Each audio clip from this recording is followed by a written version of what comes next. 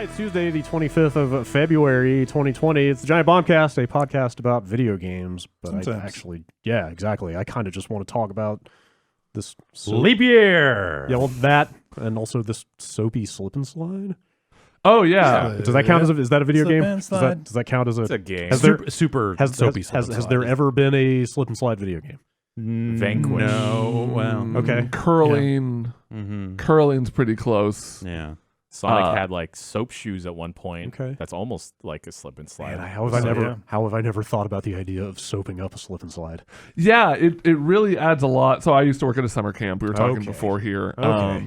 And You've got a lot of time to think about stuff like that. yeah, just like come in. How was your weekend? Did you ever work at a summer camp? Do you have any slip and slide hacks? These are normal questions we ask before every Bombcast. Tell me about your slip and slide experience. So the normal slip and slide, excuse me, This just is your water. job interview, by the way. Okay. Okay.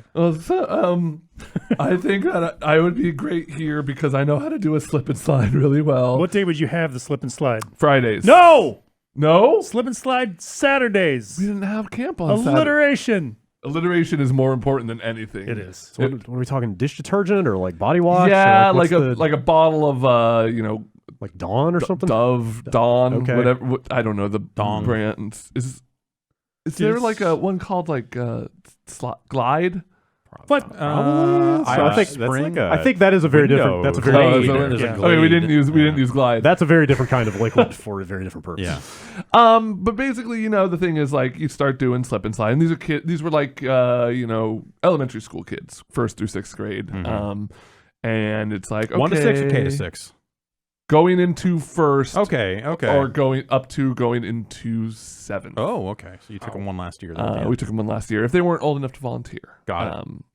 And then so pretty simple. You lay the piece of plastic down. It's just like a big plastic Now, rectangle. is this an official slip and slide, or are This you is making an a official bootleg? slip-in slide Is branded. it a slip-in Whammo slide. product? Is it a Whammo? It might be a Whammo. It might be a Whammo. I think like did Whammo do the sprinkler game stuff? that seems like something Whammo would have done. Yeah. I think we had By a lot of Whammo. Whammo products Yeah. actually in rotation. And eventually like the kids kind of get good at it and they start doing tricks like I'm gonna slide on my back, and like the older kids would kind of ramp it up. And so we as dumbass 16-year-old camp counselors were like, let's make this a little more fun. Let's put it on a hill, right? Of course. And so you're slipping sliding down a hill, and like we had a counselor down at the end just to make sure they weren't falling too far or anything. And it's like, oh, this is great. How can we make this even better? Let's just let's take an entire bottle. So we buy like a 3-pack and then just do one over the whole slip and slide of dish detergent soap, spray that down. And our idea was like every 10 kids, we'd put a little more soap on there. Yeah. The 4th kid who did it got so fast and just like zipped past and then skid and did like a really long roll on the grass, got like a rug burn Yeah. Okay. all Nice. over his arms and knees, and we were just like, okay, and this is how we are banned from no more. You guys ruined it. You Yeah. children Oh, ruined it. How dare you? Now we've got to flip the slip and slip. slide over and use this other side. The of dry it. side. Yeah, the dry side of the slip and slide. Everyone walk along the dry side of the slip and slide and say you're having fun. That's right. What a great time we're having here. Started to ask if you'd ever greased it up, but that sounds like if even the soap was too dangerous, then Yeah, I feel like we would have like team building exercises where it was just like, oh, all the counselors going. That's where we would go do Paradise Pizza occasionally. Okay. And get extremely high. And get, well, I saw Wet drunk. Hot American Summer. Uh, I think I know a thing or two about how summer camp works. There was definitely 2 guys that drove around in like the Parks and Rec truck, very drunk in the middle of the day. Like their job was to just like go from site to site and make sure everyone was doing good and having chill and good vibes. Yeah. Having chill. It's like the vibe check fucking van. their names were like Bumblebee and Rodimus. Ratchet. Rocco. Rocco and Bumblebee. We all had to come in up the with our own mornings. camp names. That's dumb. Was yours Ben? Mine was Otto. oh god, okay. that's Thoughts. fucking weird. In German class. Never mind. I'm not going to get into it. The name Otto was in my head like seconds before you said Otto. Well, I'm I was freaking out over Otto here. because It's such a bad story, but like they were like, okay, it was the orientation of new volunteers, and they're like, okay, everyone, and now it's time to introduce each other, but we're not going to use our real names. We're going to use our camp names. Everyone use your camp names. And I had gone to this summer camp for K through 6 as a child. I was going to volunteer there. I ended up being with the organization for 10 years, but never once up until that moment had I thought about what my possible camp name would be. And so I was feeling nervous. I was like, okay, well, what's my favorite show? The Simpsons. Who's my favorite character on The Simpsons? Otto. Everyone's Not favorite. True. No. Probably not even in my top 15. I like him. He's fun, but he usually has like a couple lines max. Pretty one note. Yeah. Also, like I had never done a weed at that point. Like I was not very Otto-like in any other regard. Yeah. Is he a stoner or is he more of a? I always thought of him as more of like a fucking beer swilling metal. No, there's definitely a burnout. Yeah, there's I feel like there's like explicit references to, or implicit references, I guess I should say. Otto to does like the to get scent. blotto. Yes, Otto's smell. Okay. And so that was, and I didn't tell anyone like, it's Otto from The Simpsons. I was just like, Yeah, you said Otto. Otto. And everyone was like, okay, cool. Whatever. Yeah. All the kids though thought it was Otto from Rocket Power. That's what I was thinking. Yeah. I was like, damn, so I just Ben went likes with to that. shred. Yeah. I do like to shred. I was more of a squid. Was that Squid? Yeah. I was more of a squid than an Otto. Woogity, woogity. Yeah. I needed the larger surfboard that Tito gave me. Okay, well, I no longer get these references, so now we have to move on. Let's talk about Fletch. God damn it! No, That's right. Fletch is good. Fletch 2, not so good. What? Come on. Nah, Return of Fletch. Fletch lives. Fletch lives. Yeah. Yeah. It's a different film. I like it. Have you read any of the Fletch books? I started to. There's like 40 of them or there's something. a bunch. Yeah, no, I thought in my head, I was like, I should read Fletch. And so I bought it, and I like the James Bond of the shitty comedy world. Yeah, pretty much, yeah. And I just like, I'm going to install the Kindle app on my iPad and buy books. No, well, I bought the books, and then I started reading Fletch, and I was like, you know what? I'm good. What did you do instead? I guess Fletch didn't live. That's right. Fletch won. What did I do instead? I bought some non-fiction books of dumb lists and also other shit like that I had already read because that was easier to read on a plane. Just like, I want to read Neuromancer again. My Kindle library is very small. Yeah. It's in I buy real books. When I buy books, I figure, fuck it, why not buy a real book? All I read on my Kindle is One Piece. Smart. Yeah. Yeah. No books allowed. I bought an actual Kindle years later because they were very cheap. And Is it the kind with the ads just like built in? Yeah. What a messed up, like, that's an okay evil now. service. Yeah. Yeah. Well, you can pay them more if Oh, you sure. want no ads. I've which read, is honestly what we're doing. So, But I mean, we're not like yeah. something you pick up and like, we're a website and a web service. Ads on those have been around forever, but like my TV has ads all over it because I got like a TCL, and so it's like, here's your custom Avengers themed background that you can't change. I mean, my Roku straight up has buttons for like Hulu and ESPN. Yeah. And my understanding, Totally. Yeah. my understanding is that they get paid for those I'm buttons. sure because I don't have those apps installed. I just bought a new Roku. Yeah. And I was You thinking got in the my stars button. head. Yeah. That's why they don't let you remap those buttons because those companies 'cause are it's paying all, them. But and so like I'm sitting here staring at it going like there's got to be a way to fucking hack this Roku. I need to root this Roku so I can modify these buttons so that they do something actually good because I don't do use like any of the Netflix 4 button. services. That's the only button I Yeah. use is the Netflix So I button. don't even have I don't have a Netflix, so the whole thing is pointless. I've read stories of people politely asking Amazon customer service and they'll just turn those ads off for free. Oh, really? For the But Kindle I'm stuff? Sure, I'm sure that just depends on who you get. Yeah. And stuff. But yeah, they normally it's a fee. But also those you can actually just root those and do it yourself too. if you Sure. want. So in my head I was like, I'll just get one and fucking hack it. And I was like, I just got one and went like, I don't even care. So Not worth it. That thing is so single use to me that I just kind of breeze right past the ads. Yeah. Yeah. That's what you think. Yeah. this is a good deal. Yeah. All right. Video games can't compare to a slip and slide, but I guess they'll have to do so. Not a Video stepping games. stone. What do we got? If, like I got Quantum League. Quantum League. I've been playing some of that. You're gonna say Quantum Leap.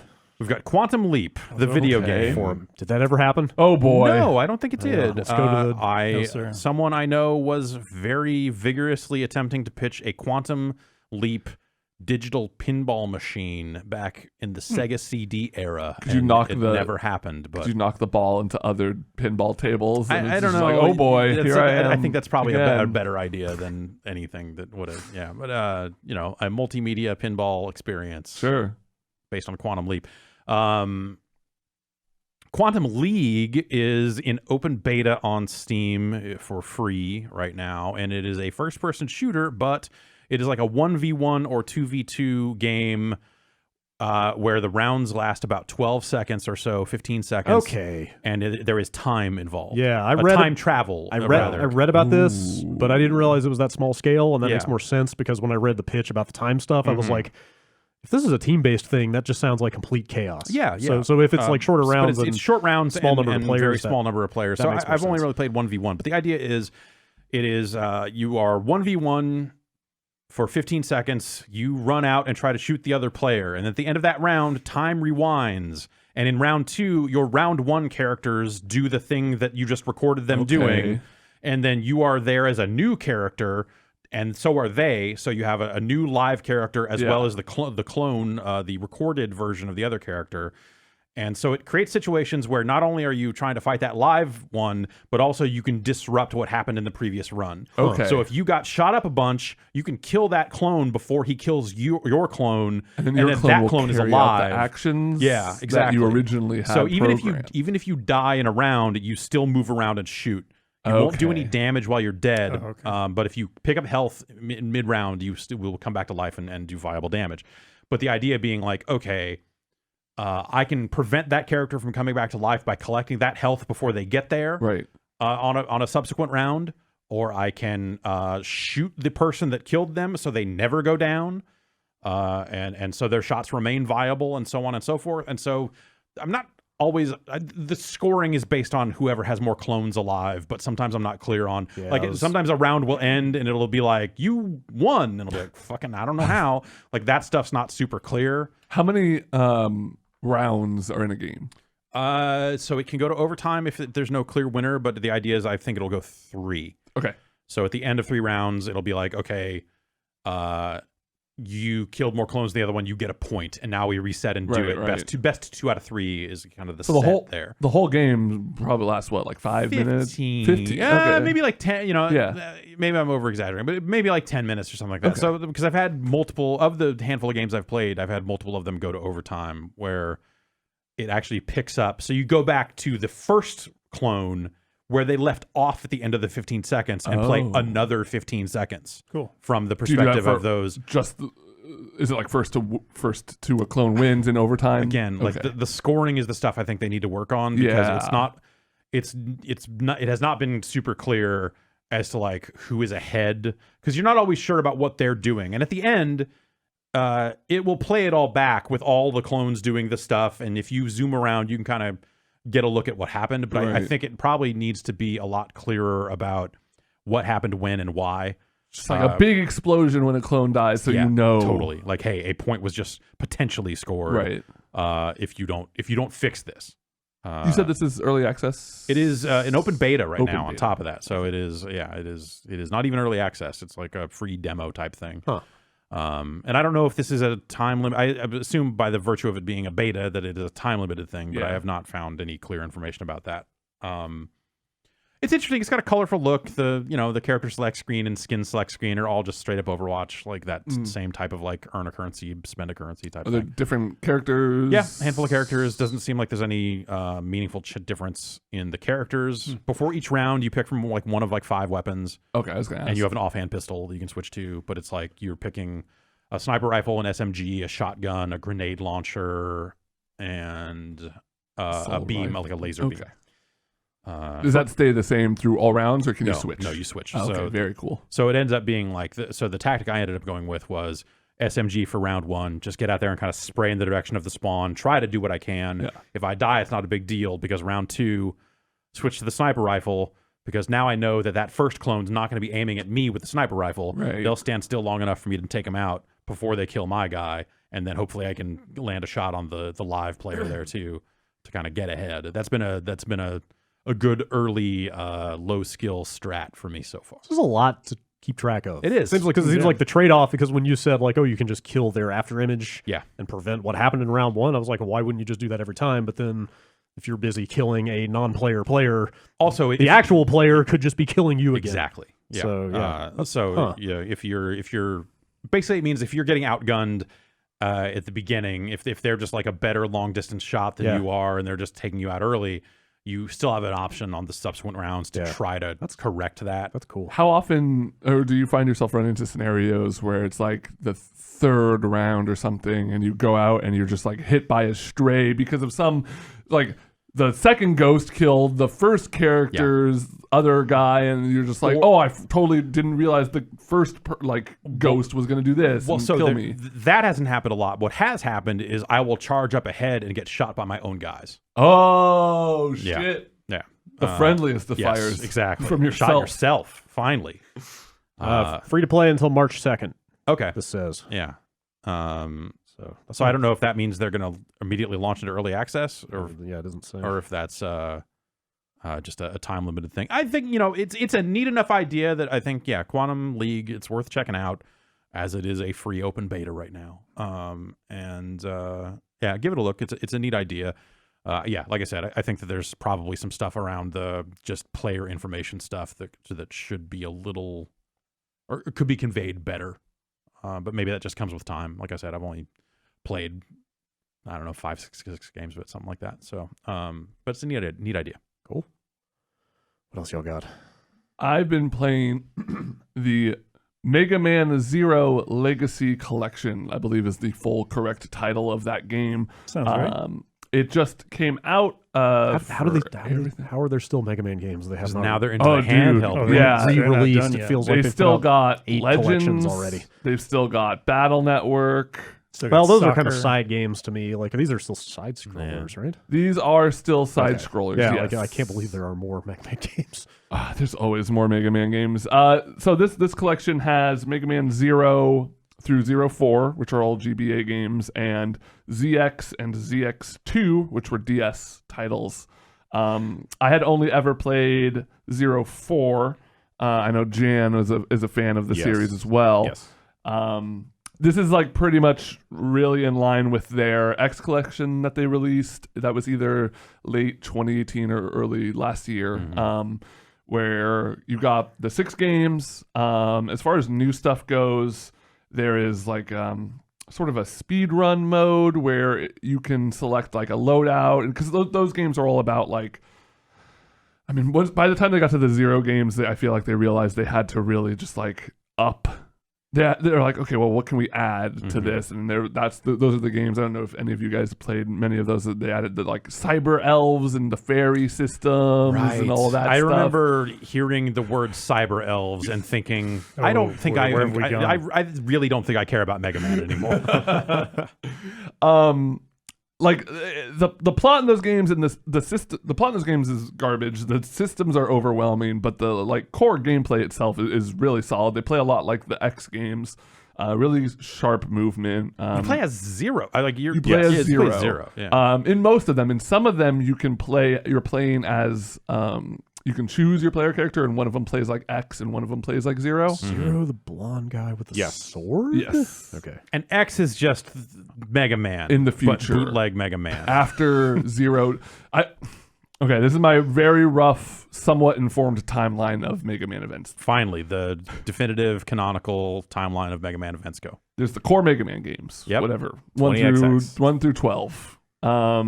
Then there's Mega Man X, which is in the future after Dr. Light dies. Like Dr. Wily kills Dr. Light. Oh, man. And Mega Man Why X... even go back and play regular Mega Man games if you know you're just going to lose? I know. It's the whole prequel problem. And then this is years and years, hundreds of years after the X games. So it's even more like way more you're Street dealing Luge. with Maverick Hunters, and it's just Reploids. Reploids were an X. Reploids were an X. Mavericks are a Zero thing. Yes. But also maybe an X. The taller like robot people, I think those are Mavericks. Yeah. Like, Yes. but is Sigma a Maverick or a virus? He's a virus. Okay. Anyways, the coolest thing that they added to this collection, look, the games are the games, whatever. You know, Yeah. at this, I think those games are great. If you're looking for like just some good Mega Man X style action, I think they've aged fairly well. I think some of them are better than others. How do they blow up? Well, what are you playing on? So I was playing on PS4. They have it on Switch. How do they blow up on a TV? Yeah, GBA games going big. It's okay. Yeah, it's completely fine. Ben yeah. turned on like the smoothing feature, and then it looked like claymation. I It was a little like odd. the smoothing. But it looked just fine. I think I definitely remember, in my memory, I remember the camera being a little bit pulled back.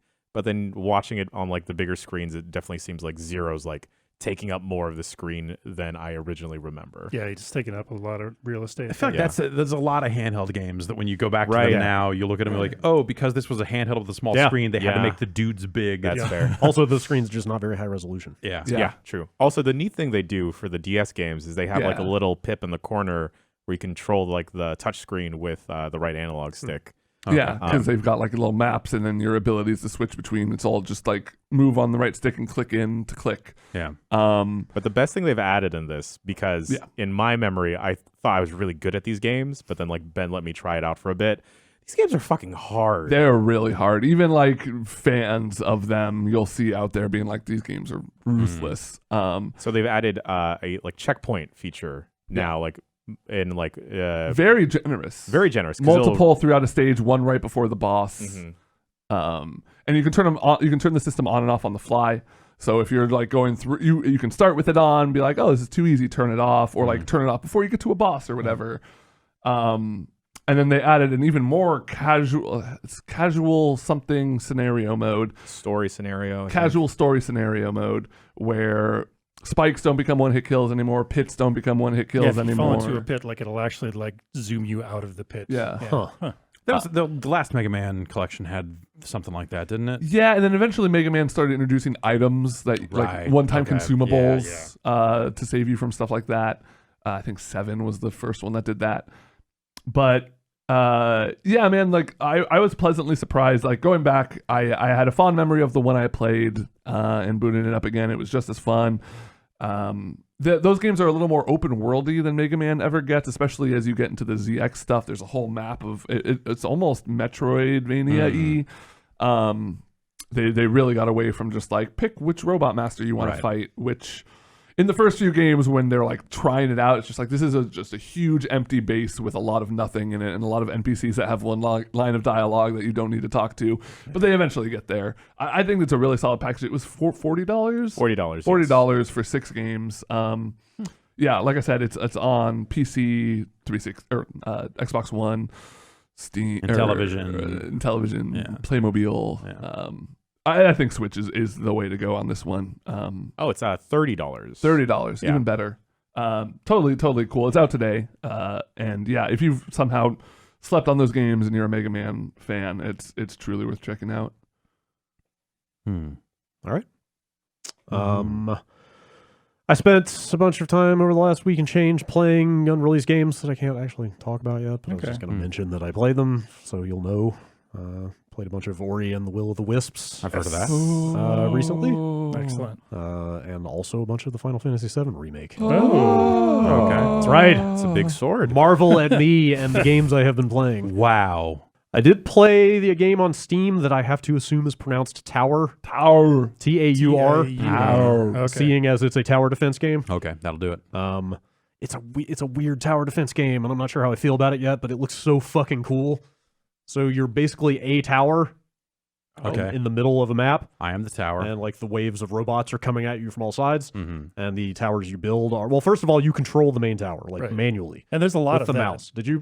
No, I've read a bunch of Okay. reviews on it just It's- to like get a grip on Yeah, what so it's this like game is. it's like an action game as far as you controlling the main tower, because Yeah. you just straight up move a crosshair around the map with your It's mouse. like Rampart almost. I've never played that, Okay. but I guess Like so. a missile commandish sort Kind of thing. yeah. So you start out, you have a primary and secondary weapon, and you start out like the primary is just a single shot that reloads, and like lead sort of travel time on the projectiles are big considerations. So you Yeah, have yeah. to like lead your shots, and so it's basically a single shot cannon and a big mortar as your secondary. Okay. And there's other ones you can buy.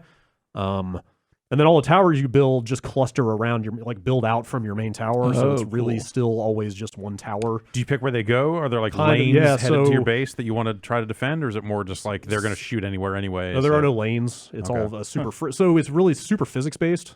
And the enemies just come from all directions. There's Okay. no like lanes Yeah. as such. So you basically pull out to a build mode that's sort of abstracted into a menu, and it's like hex based around your. It's basically just a bunch of Okay. hexes Yeah, that expand out from the middle. And the towers, it's pretty standard stuff. Like there's a bunch of like active cannons that shoot stuff, but there are other types that release different types of droids and robots and shit, or fighter jets or all kinds of stuff like that. Is this a maze builder subset of the tower defense game? Do they like path around? Can you build build out a walls? maze No, to make them no, go because through? because like I like this game's so much easier to explain if you just see what it looks like. Yeah. Like the towers just build out from the main tower, so there's no like routing stuff so much. And the enemies seem to path like organically. They don't follow lanes. They sort of just go around obstacles. Yeah. I feel like, and again, this is a fucking audio podcast, so this is not going to work super well. you but can like, watch you see it in Giant Bomb on motion. YouTube. Like if you go to the Steam page and just look at the trailer they have up, like you get this like super like total annihilation vibe of just like Yeah. hundreds to thousands of units just going apeshit. Yeah. And it's got this really nice like stark sort of flat geometric look It's got to this it. like sci-fi. Yeah. Like, I don't know. Anytime, you know, like when you spelled tower, imagining umlauts over the U or Right. something, and so this whole thing just screamed fantasy to me. But now seeing when you said fighter jets, and now that I'm seeing like all this fucking laser shit, it's got a bunch of laser shit. There's Yes, a lot of a lot of lasers. laser shit. Like the explosions and the lasers and stuff look super awesome. The battles Kind of reminds me of air mech in a weird way. Kinda, with the sure. way the look of it, but not any other part other than the general look of it. like it is full on one of those games where you just see an animated GIF of it on like Reddit Yeah. or something, and you're like, holy shit, that looks cool. Like it's I'm one of those- always looking at animated GIFs on you Reddit. know what I mean? Like Oh yeah, I know. or what you it mean. gets tweeted or whatever, and you're Uh-huh. like, wow, that's super striking looking. Yeah. I have not seen battles anywhere near this crazy actually playing it. It seems like a pretty slow start. Yeah. There's a metagame of like multiple tech trees, and there's almost like a territory control of like every time you win, you're trying to repel this big droid invasion, and like every time you win, your meter goes up and their meter goes down, or vice versa. It's like Yeah. a tug of war of like who's winning the overall war. How often do you reset? Like, how is it just like a level ends and then you start with just the base tower in a different region? No. Or are you So always building on your base that- and making it bigger and crazier? That layout you've locked in just gets redeployed Okay. at the beginning of every mission, and when you lose a tower or you destroy it, you get 100% of the resources back, so you can always kind of respec your base layout whenever you Yeah. want. The only downside I've found with that is that if you manually delete a tower in a mission, you can't rebuild in that spot until the next mission. Oh. So there are some kind of safeguards on some of that stuff, but it's super cool in concept. But again, the missions have been super slow so far. It's like most of the missions I've done in the first hour and a half are like 2-3 dozen enemies total, and they come in very slowly, and you kind of just aim and pick them all off individually. Like it just seems like it's going to take a long time to build up to those like super cool massive battles that they show off in the footage. Yeah. So it seems neat. I'm gonna keep playing it and see where it goes, but it doesn't immediately get you into that cool shit that they pitch it as with the footage they've been putting out. So yeah, seems promising. It's like $25 on Steam. Oh, not bad. I will play some more of it and do a thing later in the week. Cool. So I've been fiddling around with some Grand Blue Fantasy Verses. Oh, excellent. You Yeah. know, we talked about it a little bit. Yeah. So they sent over the English version, which is actually just the same as that Asian version. Trophies are all identical. Like Oh, it really? pulled up my name that from the one time I launched to the version that you guys bought and registered my name. It just pulled that right in. So it's all just same stuff. Yeah, I like it. It feels very accessible is maybe not the word, because it is still this kind of flashy anime fighter. Sure. Yeah, but it's like lacking air dashes. Like it's still grounded. It's very grounded. Totally. In terms of It's like an anime fighter. and how the combo system works. Like it feels. It's walking this very fine line between feeling accessible and old, I guess, in a way. Yeah. Where like okay, I've got 3 specials. I combo into them.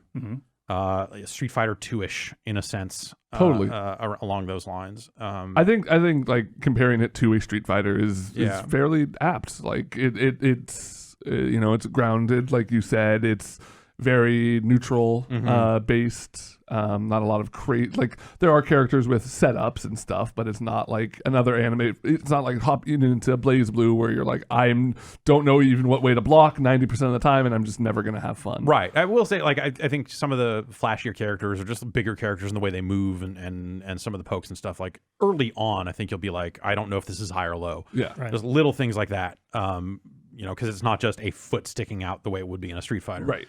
But hey man, some of that those. Said, have you seen Seth? Yeah, it's a little all bit. over the place. Seth is all over the place. Seth is all over the place. Whoa. Yeah. So I think there's maybe a bit more of just a learning curve on the visuals than there would be to an actual old fighting game. But yeah, it feels very accessible, and I think it's pretty cool. Like for something that you look at as, hey, this came from Grand Blue, this massive, it's very easy to look at that and go like, well, it's probably not going to end up being a great fighting game because it's based on this weird, but actually, I mean, look at how all those jump games end up going, where it's just let's make a game that is easy and we can make money. And it doesn't feel like it's catering to hey, we know you play a browser game and now here's a fighting game for you. We've made it so the browser game crowd can get something out of it. You kind of have to meet it halfway. And they've got shortcuts for the special moves and stuff that, that's obviously kind of make it. Well. I like how they balance that as well. It's just easy operation, straight up EO. Yeah. But at the same time, it's like they balance it pretty well. In EO, it's just like you can just push a direction or whatever. Push up on the right stick over and over again. And there's no detriment to using that. But in this, they took something from it's what's that game? It's not a fighting game. Smash Brothers. Oh yeah, where they have some characters where you can just push a direction to do the fireball, or Terry from the hit game Smash Brothers. Yes. Or if you do the actual inputs, it does a little more damage or something like that. That sort of stuff carries over, except on the cooldown front. Yep. And that's a neat idea. I think that you're right. They've balanced that stuff out pretty well. I got some online matches in. How's that been treating you? Because okay, I got done with my initial ranking stuff. Lost the 2 fights that I had, and just barely though. I was close enough to where it gave me that feeling of I can probably win some of these. I won my first round, and I'm like, oh, I got this. Yeah, I got this. And I won my second round. I barely lost the first round, won the second round, and I'm like, all right, this is cool. I'm having a good time. And then third round just got blown the fuck out. Okay. All right. Yeah, that's the thing. This game's been out almost a month now. Is essentially for the hardcore of the hardcore. But it was still my ranking matches, so I'm assuming that it's someone else who was playing it pretty early on. But who knows? I won both of my ranking matches and then proceeded to lose the next 4 matches against. They're like, okay, you're good, huh? You think you're good, huh? Won all your matches, huh? Ooh, fancy. I was like, can I go back and just lose? But I like the look of it. I think the English dialogue seems okay. I messed around with the RPG mode a little bit. I don't know about that. I'm a little more into it than I thought I was going to be. It's a neat idea. It's a neat idea. Just bashing on dudes. Yeah. I'm not into all the inventory management. That's the thing. When it's hey, change the elements on these weapons to get it. But the nice thing about it is that reading through the tutorial, there's auto select, but also there's no penalty for choosing the wrong element. It can only help you. Oh, cool. So at least that was the implication. Yeah, you'll get bonus damage if you match. Otherwise, you'll just do what you do. Yeah, and it's okay. I'm not positive on that, but okay, that seems to be what the tutorial was indicating. But maybe that was just for allies or something like that. Is the U.S. version out or no? Not yet. It's out the next week. Yeah. So is it possible to get a sense yet of how excited the American or Western scene is about this game? Just off Twitter, I mean, people are pretty excited. Yeah, they like the game an awful lot. The net code is what's holding some people back, I think, because it is delay based and not rollback. So people are are getting fair to middling connections with people that are in their same city and whatnot. So that's really gonna they can only hurt it, I think, in the long run. But it is going to be a main game at Evo, so people are going to be playing it for quite a while. Yeah, pretty seriously. So I'm sorry. Did they announce the whole stage order and all that stuff for Evo yet? No. Not order, but the games. Okay. And Yeah, they'll- more than likely yeah, that'll be a Saturday finals game. Okay. yeah, More than likely. probably. I was gonna say it's like a really hot period for fighting games because within a 2-week period you've got Grand Blue coming out, you've got Under Night, the Yep. new I've been playing patch that. on that, and you got Dragon Ball Season 3, all Evo games, all getting either huge patches or just the new game Yep. completely. So I just see a And lot the of Championship people. Edition in Street Fighter as well. But Are those all Arc Sys games besides Street Fighter? obviously? Grand Blue. All three of those. Under Night is not. Under Night is Okay. not. That's French Bread. French Bread. Who did Melty Blood? Melty Blood, yeah. Yeah, they're fixing the netcode for Street Fighter 5. Right? Yeah, they kind of did. By disabling. There's more to it. They actually yes. they actually They did have something. actually Yeah. done stuff now, but that's. Or still I think seems they like did a stuff mess. then, but They people did were stuff initially then. just like Okay. like the initial gut reaction from people was Is like, it- "Oh, you disabled the and shit." that's Fuck you. negative. Like yeah, people were just pissed. Yep. There was a lot of overreactions, and Oh, sure. a lot of people Weird. walked that back like the next day. Even they're like, Did they roll it back? yeah, I've been playing Under Night as well. Yeah, baby. Yeah, with that new patch, new update. Under Or Night is it- in birth is it an EXE expansion? late clear. CL-R. That's not even a word anymore. When it was No. like late est, that made Late some est, kind of that sense. did. But now, So yeah, they added a new character, probably about 1,000 different balance changes, of which I'm unfamiliar with. I don't know that game well enough. Even me, who like played a fair amount of the last version of Under Night, like going through, because with those kinds of games, that is the kind of anime game where you have like one, maybe two characters, and you're just like, I have to learn how this character works, and then fuck off with everything else. I'll just learn how to like block. Yep. But reading those balance changes was overwhelming. That game is really fun. Like it's just really rad. is there any kind of appreciate upgrade it. path for existing owners of the last game? Like, Yeah, do you one get- day. Okay. Except the new character. Yeah. You have Got to buy it. that That's as So PS4 owners of PS4 and Switch, even though they haven't announced a date for Switch yet. No, it's out. Is it Yeah, I Okay. bought it. Yeah.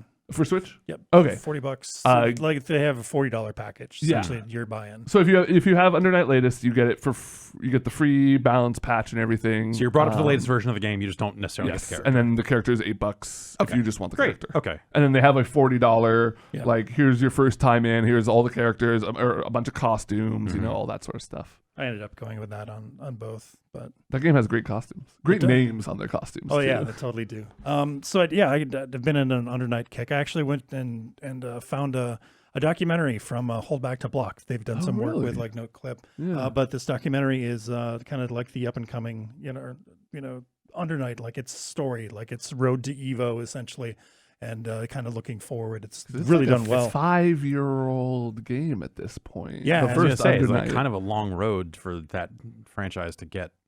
Yeah, and especially Like with a little the bit game more- like being so busted when it first Yeah. came out, like the odds were against it, and it, even though that they had a big groundswell, of fanatics, playing this game, it still wasn't showing up at Evo, and they were really disappointed about that. So when they did finally make Evo, it was a huge deal to them. So luckily there was somebody there to document it, So go check that out; it's free on YouTube. Hold Yeah. Back to Block. I'm gonna check that out. Yeah, it's good. They talk about Melty Blood and stuff, and French Bread's kind of beginnings. They're really small, like salarymen, kind of like fan. Just like say it was like, Dojin it was stuff. almost like a Dojin kind of Yeah. thing, right? Yeah, because Melty Blood was Melty Blood actually just straight up a Dojin game? Yeah, Like, I think so. Yeah. Okay. Yeah. So crazy run for them. Yeah. Anyway, that game's cool. I can't get my head around Dragon Ball though. I don't know Yeah. if like Do the changes seems like when you significant? They totally do. Like the Okay, third assist. as and- someone who hasn't necessarily played the game much since like let's say month 3, right, do you think I would notice any changes, or is it just like this game's still crazy? Right out the gate, it's still going to be crazy. the biggest thing that you would probably notice is the tri-assist Yep. stuff. They've added a third assist to every character. Okay. And so that is cool, like from just like, oh wow, cool, like they incorporated it, but it also completely breaks the game open because now this means you're giving certain teams tools that didn't have otherwise. Like it's definitely one of those things where you probably wouldn't notice a lot of it other than like, why are there so many more Gokus than before? Sure. Yeah. Because there's a lot of Gokus in that game still. So many Gokus. And now with Too season many 3, Gokus? Not Maybe. no. There's no such thing as too We many. might be Gokus. getting there. how many more Gokus do you think there 5. will be in season 3? 5. They're kind Yeah. of almost 6 out of characters, 5 of them Gokus. Gokus. I'm no, trying they to haven't. think. They haven't tapped into the Xenoverse yet. That's when they have at least like shit. 20. Yeah. And they haven't pulled Legitimately in at least 20. Goku 2, my character from Jump Force. Jump Force. So. Yeah, I'm trying to think of mainline because they have Kid Goku, they have all forms of. They're gonna go Up through into Ultra the Instinct. end of GT, and then Goku's great grandson, the Goku, little kid Goku with the headband. I don't even remember That's that. Pan's. You're just kid. making Gokus up. No, that's great grandson Goku then. Do you think they're gonna Faux put in Gokus. evil Shenron from GT? Fuck yeah! The only good part about GT. Yes, you collect the black Dragon Balls, right? For that, is that Well, that's only after you fight Hell Android 17, shit? Fuck. who's just like a more buff Android 17 Fuck. from hell. Shit. Smells like burnt toast in here. Do androids go to I hell? don't even know what's going on anymore. If their maker did, I'm gonna say they will. Yeah. Okay. Fair enough. Yeah. I You think mean, they'd put Android like 18's a- more human than any of us, if you think about it. Wow. You know, you're right. You think they'd put like a different like shonen character into Oh, Dragon Ball Fighters? Oh, like a guest character, yeah, like a almost. guest. well, it'd have to be like a Toei. Sure. Oh, okay. Isn't that little blue cat them? Doraemon. Doraemon? What about was it He's not Doctor? little. Not Doctor Sleep. Doctor Sleep. Yeah. Ewan McGregor.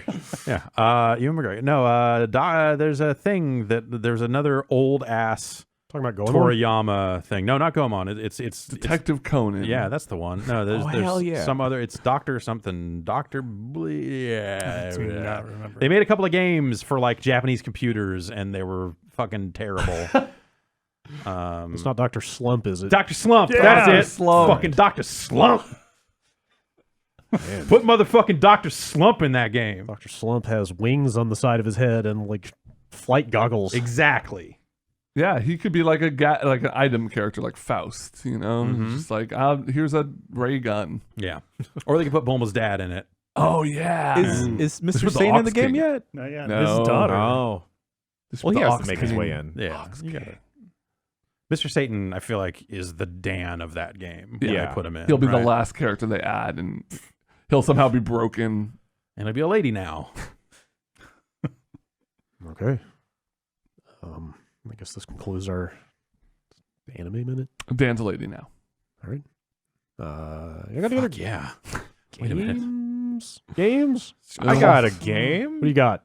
You played this on Oh, UPF yes. recently. Yes, we can talk about the first act. third of it or something. Yeah. It goes by pretty fast. Blood so- Roots? Blood Roots. Yeah, we played some of that on Yeah. 2 UPFs ago. Yes, it's kind of in the same vein as like a Hotline Miami, or I guess now like an Ape Out, where it's a stylized one hit, most of the time one hit combat.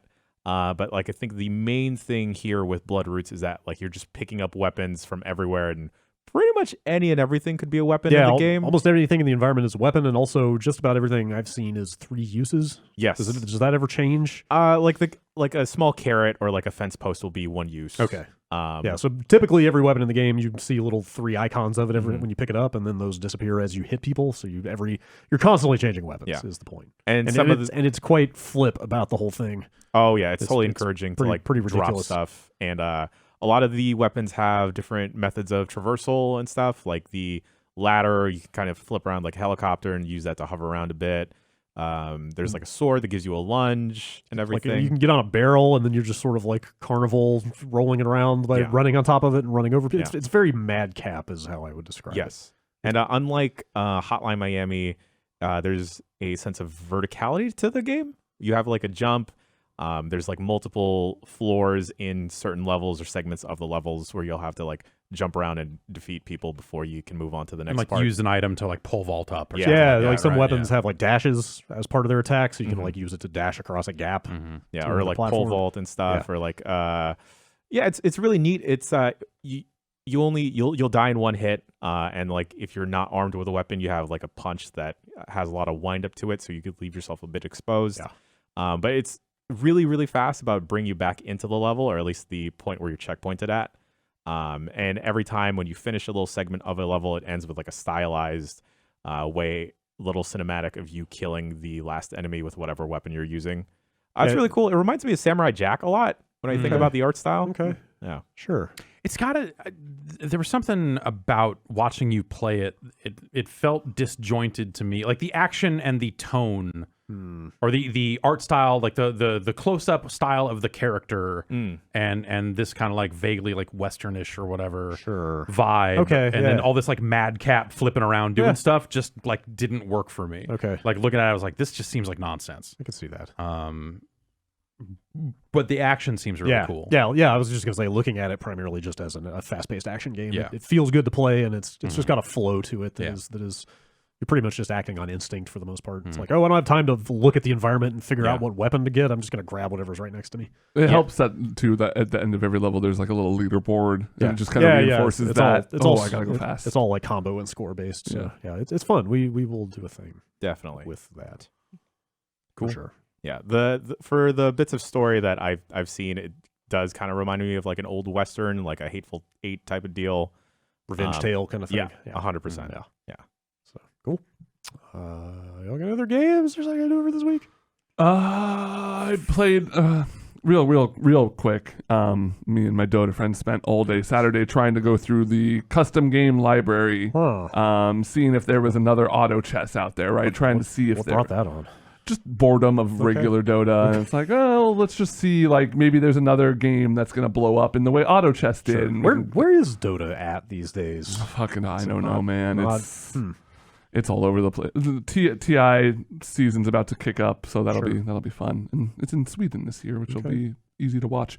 But for any I highly recommended this to all my Dota friends, but check out Custom Hero Chaos. Uninstall Dota. Yeah, well, uninstall Dota. If you can't bring yourself to do that, check out Custom Hero Chaos. It's this weird kind of, it's almost like an auto battler, but you're building a Dota hero. It'll like give you 3 heroes to choose from as a base model, and then give you 6 spells at a time, and they can be anything from normal spells to ults. And you just draft a hero with 6 abilities, and then you take turns fighting other players, and then just like massive amounts of mobs. So you can't just build one hero that's going to dominate in 1v1 fights, like Shallow Grave, and all these Fiend's Grip or whatever, because you also the way you AoE lose and stuff like that is by creep waves. Like you have to fight increasingly difficult creep waves, and so it's kind of, and you can also bet on fights, which is really fun, where you can be like it'll show you the 2 people who are going to duel and what their abilities are, and you can bet money, and there's this whole compound interest thing. It's neat. It reminds me. It totally seems like a game that, if spun out in a way, could be another big hit. And we saw when we started playing it, our friends started playing it, and it's like maybe there's something to this. And I just love those kinds of games because they're their loading screen is like, come to our Discord. We are 2 Russians. We spend all day making this game, and we just want people to play it and have fun. And I love that, when there are tools in games that allow people who are like, I don't know, let's make a game and just put it out there for people to enjoy. It's almost got like a Rocket Arena vibe or something, of just like if you're watching 1v1 fights and stuff like that. 6 months from now, it's the biggest game in the world. Yeah. But yeah, Custom Hero Chaos. Sounds kind of cool. 6 months from now, it's somehow integrated into Fortnite. Right. Yes. Yeah. That's how these things seem to go. All right. Shall we call an end to the video games? Finally. Oh my God. They're done. We can escape. So many decades of this stuff. Yeah. Let's get back to what matters. Film. That's right. Well, yeah. All right. Well, let's take a break and go watch a film. All right. And I guess we'll come back and, I don't know, critique it or something. Yeah. After this. Is that what we're doing now? Okay. That's what we'll do. See you then.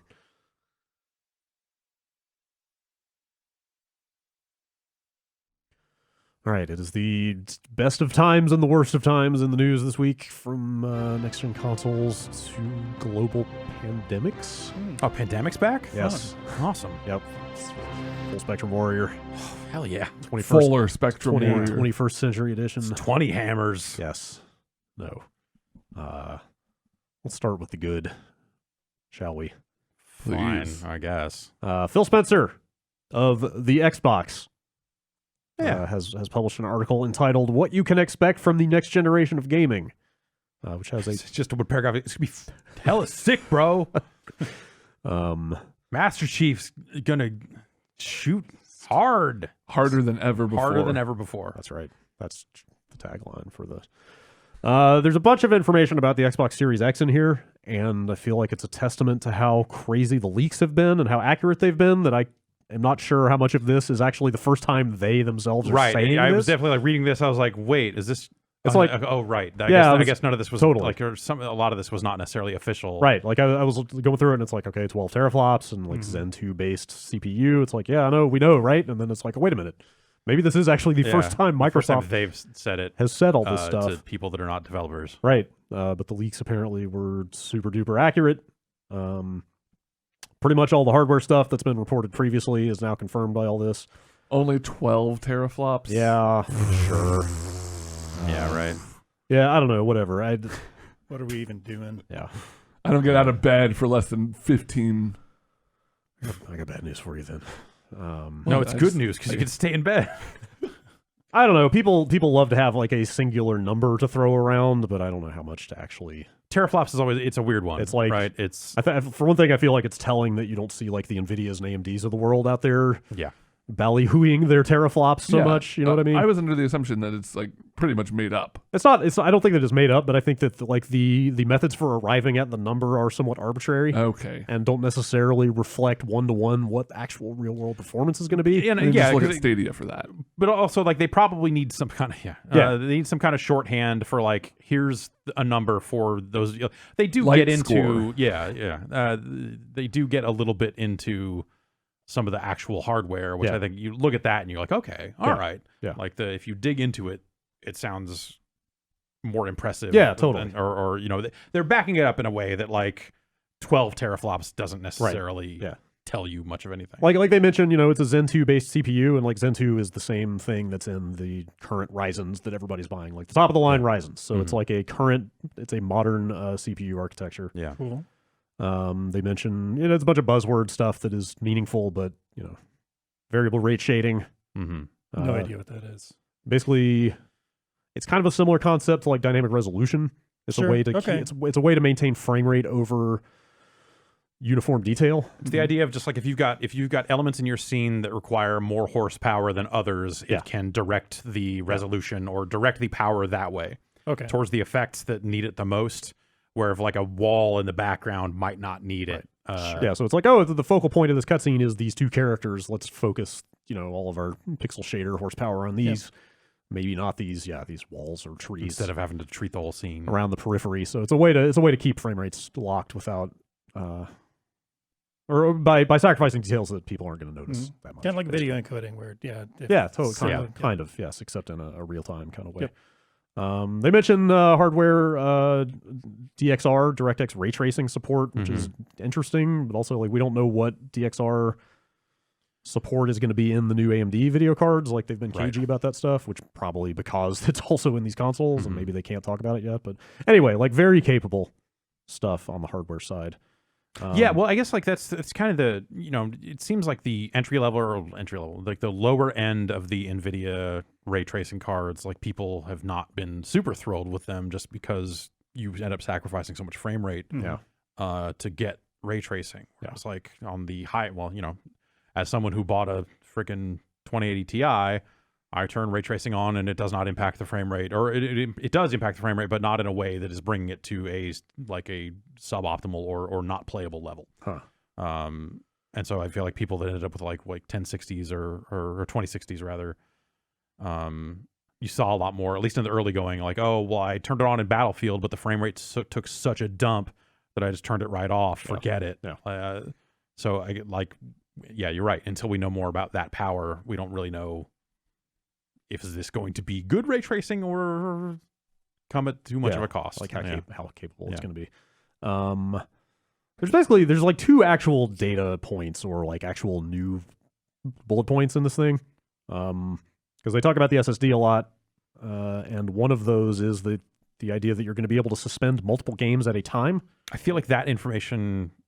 Was that in leaks? I feel like this is the first time I've heard about that. It's a cool feature. I have definitely heard about the idea of you might be able to suspend multiple games at a time, but at this point I can't remember if that was something that came out of a Sony leak or if that was something that came out of the earlier Microsoft leaks. Yeah, Microsoft's calling it Quick Resume. The new Quick Resume feature lets you continue multiple games from a suspended state almost instantly, returning you to where you were and what you were doing without waiting through long loading screens. So like that sounds cool. Yeah, I mean that sounds cool, but that sounds just like I don't know how much time is that going to really save. Oh, I use that shit all the time, man. I never trusted it, so I had enough. This generation, yes. Yeah, I had enough bad I get it. experiences with it this Yes. generation that I force quit games when I'm done playing them. Sure. Yeah, same. So I've had enough experience on the Xbox where it just straight up like kills the session. yeah. When I come back, it won't like restore the game. And so many games are like network driven. And At least that's in the the other early one. days Yes. of like games being always online, Yes. it felt like that quick resume would just you'd launch it and it would give you some network error and kick you back Right. to the main menu Game, anyway. Game's not being smart enough to And- handle that stuff gracefully is a Yeah. problem. So I would I hope imagine they're on the other end of that now, Yes. or at least they're thinking about it exactly. now. I would hope that they've built into the TCR a bunch of standards for like, hey, make your games network aware when they go to sleep and blah blah blah. Yeah. And make this stuff work. Because that sounds great. I mean, the Switch is the only one of these platforms that actually does that reliably every single time. But that's a cool thing. Gosh, what was the other? Smart delivery. stuff, Smart yeah. delivery is the other one. I love they have big, nice marketing names for all this stuff. Smart delivery is basically what they're calling their guarantee that you only have to buy a game once and it will play in its best possible incarnation on any platform. Depending on what hardware you've got. Yeah, which is awesome. Like they that's like one of the biggest questions hanging over these platforms is like, which they answered that about Halo a while back. Yeah. But Right. it was specifically about Halo and then like their own first party stuff. Right. And that's kind of just what they're reconfirming here. Yeah. So, but the downside of this is that it's opt-in for third parties. So this doesn't necessarily, they're not requiring it. It has to be, you know, like I imagine, if yeah, you're not especially gonna if you're get, running like an always online, constantly updated game. but also you're not going to get every third party to agree that they can't sell a game twice. I guess. You would love to be able to force that. Like on the consumer side, it'd be great if they would have said, "No, fuck you guys." Right. But that costs them too much. Like in terms of, there would be some publishers, partners of theirs that would be like, "No, fuck that, fuck you. We're not doing that." That it would cause a problem. And you'd like to think that like market forces will force it in that direction. But last time out, Microsoft tried to force a bunch of stuff, and it didn't go so well for them. Yeah. So Yeah, of course. I mean, they were forcing on consumers yes, that on time and not on consumers, developers, not but on publishers. if anything, it was maybe skewed a little too far for publishers at that point. But I get why they can't force it. Yeah. Just because the realities of how this business works, they can't make that blanket statement, especially if Sony's not there with them. If it was a change that everyone made right out of the gate and forced it and said, this is how it will be, then maybe you could get away with it. But too many companies love their remasters and love to sell you a game twice, three times. It'll be 9 more versions of Resident Evil 2 by the time we're all dead. Yes. And you'll pay for 7 to 8 of them. Right.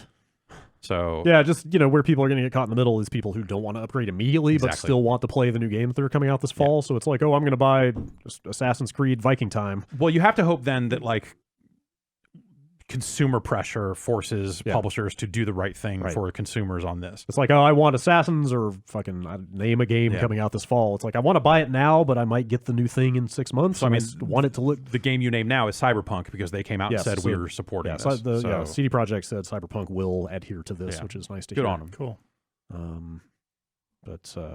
Yeah, we'll just have to see. Like, our publishers are going to be susceptible to like public shaming over this. Absolutely. If it's like, oh, you're the one publisher that won't do the right thing. Yeah. Like, you want There'll me to be buy a big Madden Reddit again, post about it. Yeah. Like, oh, you guys are going to charge $20 for your patch, or they'll come up with however it clever goes. names for the game. Like, oh, this is Champion Edition Yeah. of this, and Yeah. it's only Yeah. available on. You'll have situations like that where they're creating like even more arbitrary splits as to what game this is. Yeah. But I wonder if they'll allow, like, because the half step there is upgrade pricing. Yeah. So the half step there would be like, oh, well, if you own this already, you can upgrade for $10 or whatever, like that Assassin's Creed thing on PS3 you were talking about. Right. So I wonder if they'll support that process as well, or if it's all or nothing. Yeah, it's hard to say. Yeah. Also, like, how do you message or like brand the games to people? Like, is it still an Xbox One game if it's already guaranteed? Like, is Cyberpunk going to just say Xbox One at the top, or is it going to be like, you know what I mean? I bet not, but it probably depends. Like, if like let's say, when's Cyberpunk out? September. Okay, so let's say It's like 2 months before. Let's say, probably. let's say. I actually there's a case to be made for what if actually that is the day of the Xbox Series X launch. But let's say it's November. So let's say there's 2 months where you can only play that game on Xbox. I mean, you can play it other places, but let's say, the Xbox One is the only Microsoft owned place to play it on. Then it becomes a case of like, okay, well, what if Cyberpunk isn't ready on day one for Xbox Series X? What does it say then? It probably does say Xbox One. Yeah. And then at some point, they probably just revamp the store to say, oh, this is now. Yeah. The same way they say Xbox One X enhanced, they have that as a little indicator. Yeah, sure. But I bet you would do that in a bigger, flashier way to say, hey, we did the work. They probably should make a bigger deal about that because this is bigger than the jump from Xbox One to Xbox One X. Right. Like, it's got me thinking about, like, the App Store, and obviously this is way less egregious because there's only 2 platforms here, but, like, a lot of games on the App Store, you have to, like, drill down, and it's like, okay, which generations of iPad does this game actually run on? Right. Yeah. Before I make sure I can buy this. So, like, I wonder how they're going to message that stuff. But, well, yeah. Yeah.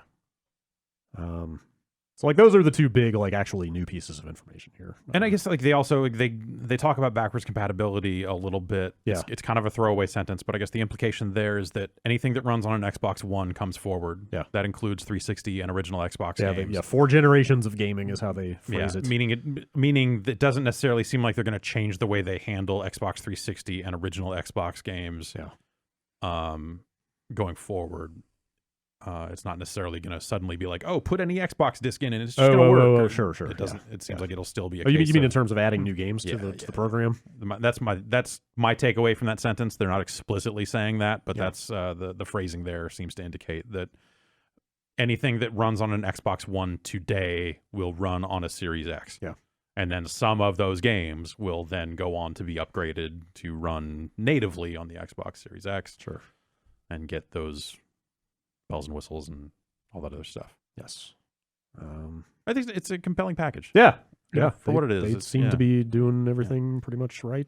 I still think that there's some element like, you're saying like, oh, who cares about like multiple games suspending and all that stuff. Like I'm kind of with you in that I feel like there needs to be a strong case made for here's the difference between this generation of consoles and the previous generation. That isn't just, hey, look at Spider-Man, he sure does go fast. Stuff like that to me is the difference. Like if it works, let's say in an ideal world where that feature works 100% of the time. Totally. That'll be, but it's a quiet difference. Yeah. It's not a lead. It's not you don't put that in a trailer. Man. You're not putting that on television. Yeah. I'm saying like, and we'll get all this, right? We'll get all this in months because that's, E3 is going to be probably the time for Microsoft. I want to say, did he mention E3? Yeah, I think so. But like, you need to see. I want to see what these games are going to look like, or what's the difference? Like, what is the big? Is there a big game? I feel like this may very well be the generation where like the graphics have hit such a point of dimension. That's what I was going to say. And I think that's the worry at some point. Consoles have kind of hit this point where it's just like the leaps that you're making are just getting smaller, so you have to come up with these additional features to try and fill out the package. But they need to come up with those additional features because they always did. Well, the same way Xbox Live worked on the Xbox 360 compared to the original Xbox. But now they have that too, and now another thing. What is the hero protagonist moment of this console launch? Right. What's that gonna be? Yeah, I guess. Who's what we're gonna see the bottom of Kudo's shoes. Right. When Right. He's still working on HoloLens somewhere, right? Is that? Yeah. I really think I think the best thing right now, or the thing that would appeal to a large amount of people, would just come out strong with, here's the new Xbox and here's Halo and here's the 2 things working in you. I think the biggest problem for me right now as a consumer is there's no game to be excited about. Right. I know there's going to be a Halo. Yeah, I know those things will come out, but being able to show off the new console through the lens of a new game that people already care about, I think is a big opportunity. Showing a thing that you look at and go now I understand why I need to own this particular piece of hardware. And I think Sony's, we're just at that time where no one has made those types of announcements in a great quantity yet. You've got Godfall, you've got Outrider, little things like that here and there. Yeah, I mean, looking at Microsoft's kind of philosophy or style at the last few E3s. It's like super games forward, It's just like, hey, we're just going to do trailer and demo after trailer and demo for this whole 2 hours. Here's all the studios we bought. Right. Well, yeah. But at the same time, like if they do that and you look at the games and you just go like, these look like modern PC games, will that be enough to wow people in this day and age? Or does it need to be something more? And I think that's I mean like a heart and soul sort of thing. Like if these games, if you look at the power and all that stuff, you go like, okay, the power is there. But if we're just using the power to fix the resolution and the frame rates of the previous generation, and it just kind of looks more like modern PC games, I think there's going to be some cluster of people that aren't necessarily immediately sold by that stuff. The people who are like, I guess maybe I should just build a PC. Sure, like maybe. And Microsoft's positioned themselves in a way that they don't have to care. They're like, yes, feel free to fucking build a PC, please. Or more to the point, people that are going to be like, maybe I'll just stick with this Xbox One X for another year or two. Yeah. Like thinking back on console transitions, there's like the rubber ducky shit with the PS2. Yeah. There's like State of Emergency. There's PS3 ducks. Did they do ducks again? Yeah. I'm trying to like tech demos, like things you looked at and said like, oh man, shit, they couldn't do this. You could not do before. that on the last console. Remember all those Marios? But if that's 128 Marios. If that's someone hitting a button and being in game immediately, like that's cool, and that'll be huge. Yeah. But that's like low key huge. I see what you that's mean. not like fucking. We put on these big boots and stomped around. Yeah. No, it's more like, oh, that's cool. Oh, cool. That's great. Finally, I'm trying right? to think what that is. Exactly. At this point. And I think that's people way smarter than any of us, presumably, are thinking about that exact thing. Yeah. Is like, how do you make a splashy entry? And I don't know. It's not like, look at Marcus Phoenix's face. It's so crazy in 8K. It's not that, you know? Like, I don't know that's... But I don't know what the fuck it is. The tires got round, man. We're done. Yeah. Look at how good Forza looks now. Like, obviously, everything can always look better. It can always be in a more reliable frame rate. It can always run at a higher resolution. Yeah. Like, of course. But you're getting some of that on the PC already. If not, and you will eventually get all of it on the PC as that stuff continues to grow there. So just... yeah, man. Yeah. Like, what is the thing? And especially keeping in mind, like, the timetable that console launches happen on, the hardware itself only got finalized so you could make games for it. Right. How many months ago? Mm-hmm. Like I don't know that anybody has had the time to figure that stuff out yet by launch. Like, it may very well be like, hey, we've laid the groundwork. This but it's going to fast take as hell. Yeah, it'll take a year plus post-launch, which is always kind of... Like, we've built a platform. It's got all these quality of life features. It's got all the HDMI 2.1. Like, it's it's the last console you'll ever need. Yeah. Now come along with us while we figure out what to do with it. I don't know. Right. And that's, you think about last generation and how many remasters and all that other stuff just because of people not being sure that people would buy consoles last time out. It'll be different than that. And, like, they're leading with a game that, as far as we know, was conceived for the previous consoles. Yep. Like Halo Infinite has been in development since way before this console existed. So, right. Who knows? I would imagine that they've been re-engineering it along the way as like, wait, no, we want to do more. Yeah. It's just that, now we have more power to do more. Launch games just never fully show off what You're right. platforms are capable of. You're so right. I don't know what that lineup looks like. What do you think about I don't know if I don't remember if you pulled this for news, but I saw some half-assed rumor yesterday about the notion of PS5 controller tracking heart rate. Huh. Oh, I saw that too. Interesting. I don't want it. I don't either. I actually think that's as like a method of input of like, let's tailor game design around how nervous you are and stuff. Yeah, and I think there's been that concept has been kicked around, I think, a lot. You can do it in weird ways. Every time you exercise on Ring Fit, you can end it by putting your thumb over the Joy-Con's IR sensor, and it pulls your heart rate. Oh, weird. Yeah. Okay, that's enough. Oh. Yeah, it's one of those like things. I feel like that type of like biofeedback stuff. People have kicked those ideas around for games for a long time, and it never. I want to say they were like, oh, well, what if in a stealth game, this maybe like even PS2 era. Yeah. And it was like, if we detect your heart rate is going up, maybe that's like we intensify this and change this. And it's like, I don't. Some Eternal Darkness shit. Yeah, or just like. But in real life, I would hate that. It'd be miserable for me because I have a regular heart rate. I was So that's totally the going thing. to say I the feel like potential there's for, like an accessibility thing around that the that potential could be for mad pulling, shitty. Yeah, for pulling false positives off of that and doing things the wrong way is pretty big. They did mention one other thing in here, actually, speaking of controllers, about controller latency, which they're calling dynamic latency input, which basically just says they're trying to reduce the latency in the connection between the controller and the console. Great. But then they also mention in here somewhere like, oh, by the way, all your Xbox One accessories come forward with you. So I don't know if that is relevant to your old controllers or just the new one.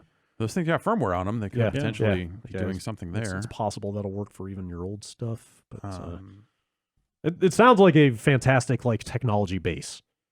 That they have built. You look at it, you go like, okay, like this makes sense as a platform for making games on, assuming it's in a reasonable price range. And it just remains to be seen what they're actually going to do with it. I think that's I guess we're reaching that point in this process where, like, through leaks or otherwise, or just educated guesses, and now they're out there with hard data, and Sony's presumably in a similar bracket. Yeah, they just need to start talking games and functionality. I think on some level, like how the functionality is leveraged by those games. Do you think they do a dashboard demo of this at E3? They just show off like, here's the interface. I would love. Look how fast this games and apps populates. Well, if you think about it in terms of we're going to show how fast a game launches, they then need they to have show, to do a show dashboard demo. Yeah.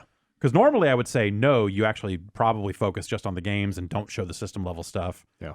Because it might not be done, or they have a separate reveal for that closer to launch. launch. Actually, assuming that all the loading and suspending stuff works and they don't have to fake it, right? Like they totally should just get up there and run through it, right? Yep. Show people like, here's how fast these games launch now. Yeah, like in an ideal scenario, if you want to show that off, you've got one console on that stage with all of your game demos on it, and you're like, now let's do that. Oh wow, it's just okay. Every one of our demos today will be running off of this one box. Sure. And then you're going to see it all in action. And now let's just to show off the multiple resume, we're going to hit the button and go back to this game we played 3 games ago. Man. Like that's if you really believe in that tech, if that tech is far enough along by E3, give your engineering team, like that's what you do, right? Like hard conditions, trying to get all that stuff working in time. Right, exactly. Huh. Yeah, it seems like an exciting list of features. Yeah, excited to hear more.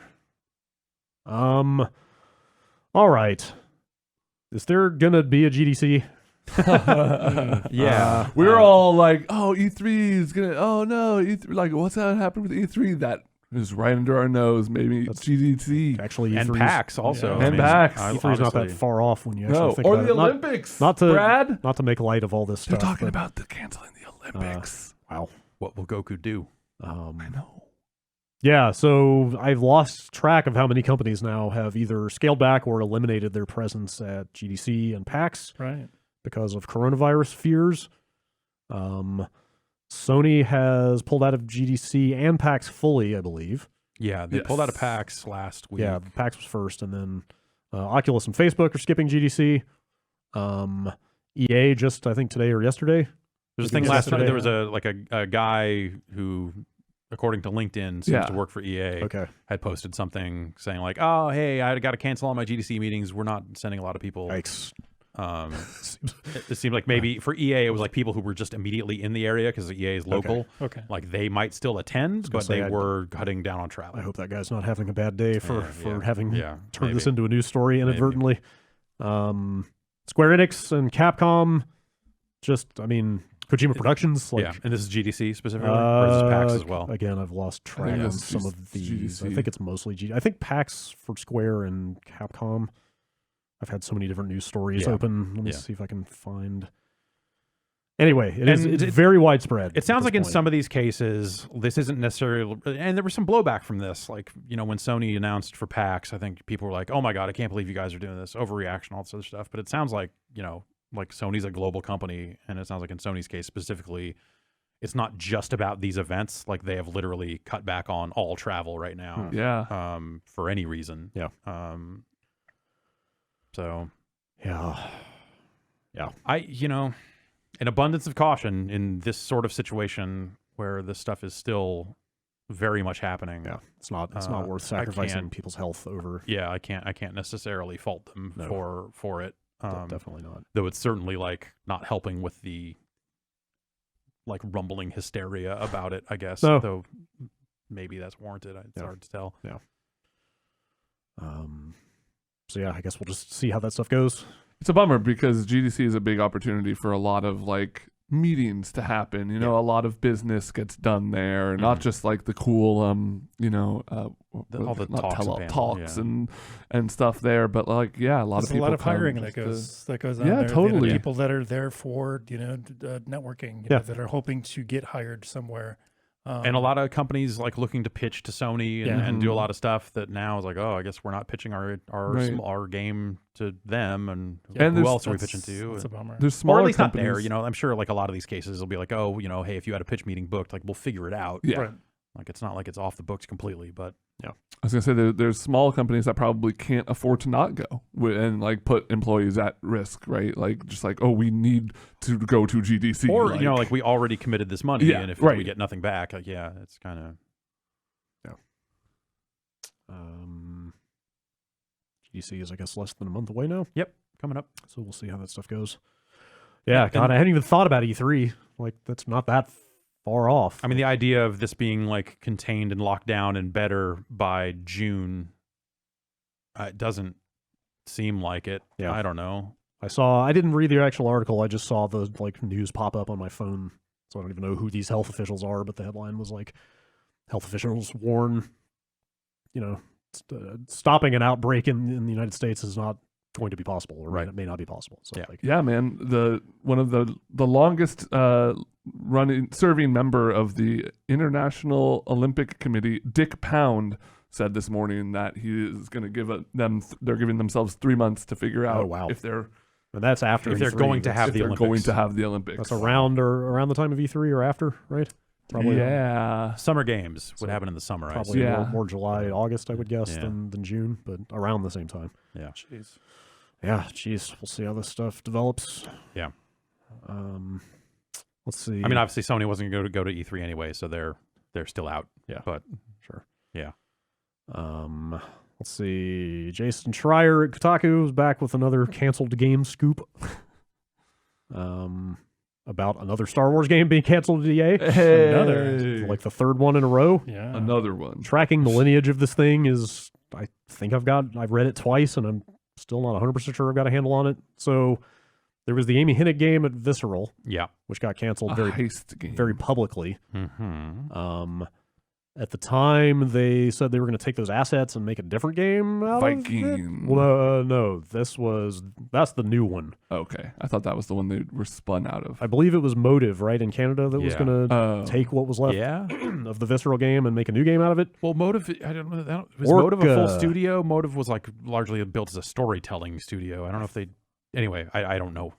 Oh, no, I'm sorry. It was EA Vancouver that was going to take the canceled Ragtag stuff, which was Amy Hennig's game, and make a new game. That was Project Orca, or codenamed Orca. Right. Which also got canceled. And gosh, who started up I cannot keep track of the shit. Is Viking the Criterion game? Yes, that's what it was. Viking was Criterion and Motive or Vancouver? Another EA studio. Yeah. Viking was the third game in this lineage, basically. It was going to be a spin-off of Battlefront. It was going to be open world. They were timing it for release with the new consoles this year. Mm-hmm. And apparently they realized they weren't going to make that date, so they just canceled it. So this is now the third Star Wars game in a row in this whole weird trickle-down situation. What do they want? That has gotten canceled. What do you need from me? Game Criterion put out? What was it? I mean, Battlefront was something that they worked on. Okay. They did the VR stuff for... Yeah.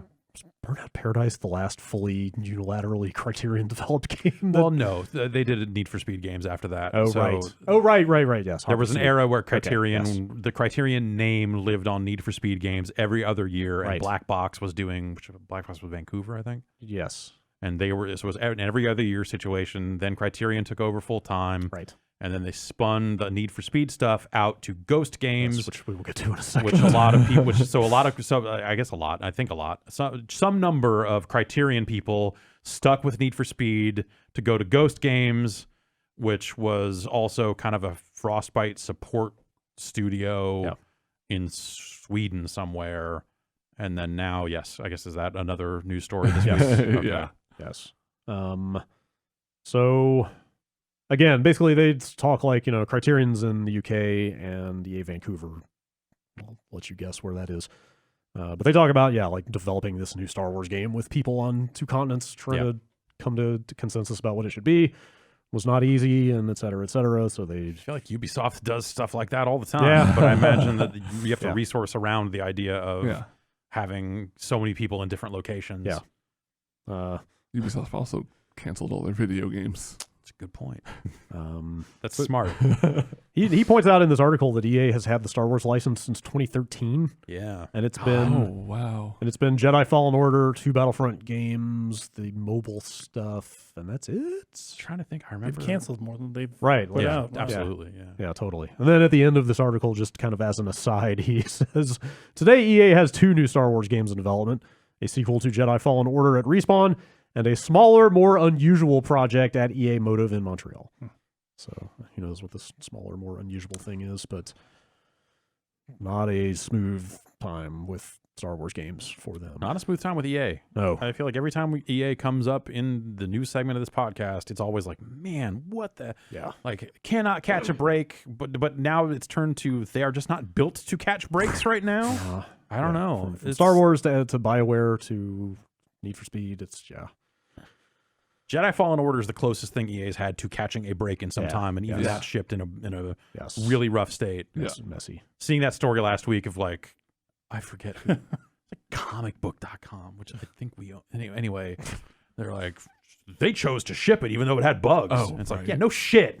Was this some kind of inside? That's how video games work. I need to pull that up if there's any kind of actual like tell-all aspect to that story. No, I read it. don't. It was like it was buggy and they launched it. Yeah, there was some quotes. But anyway, that's every game. It's a good game. Yes, that's every game, and it's but it's a good game. It deserved better.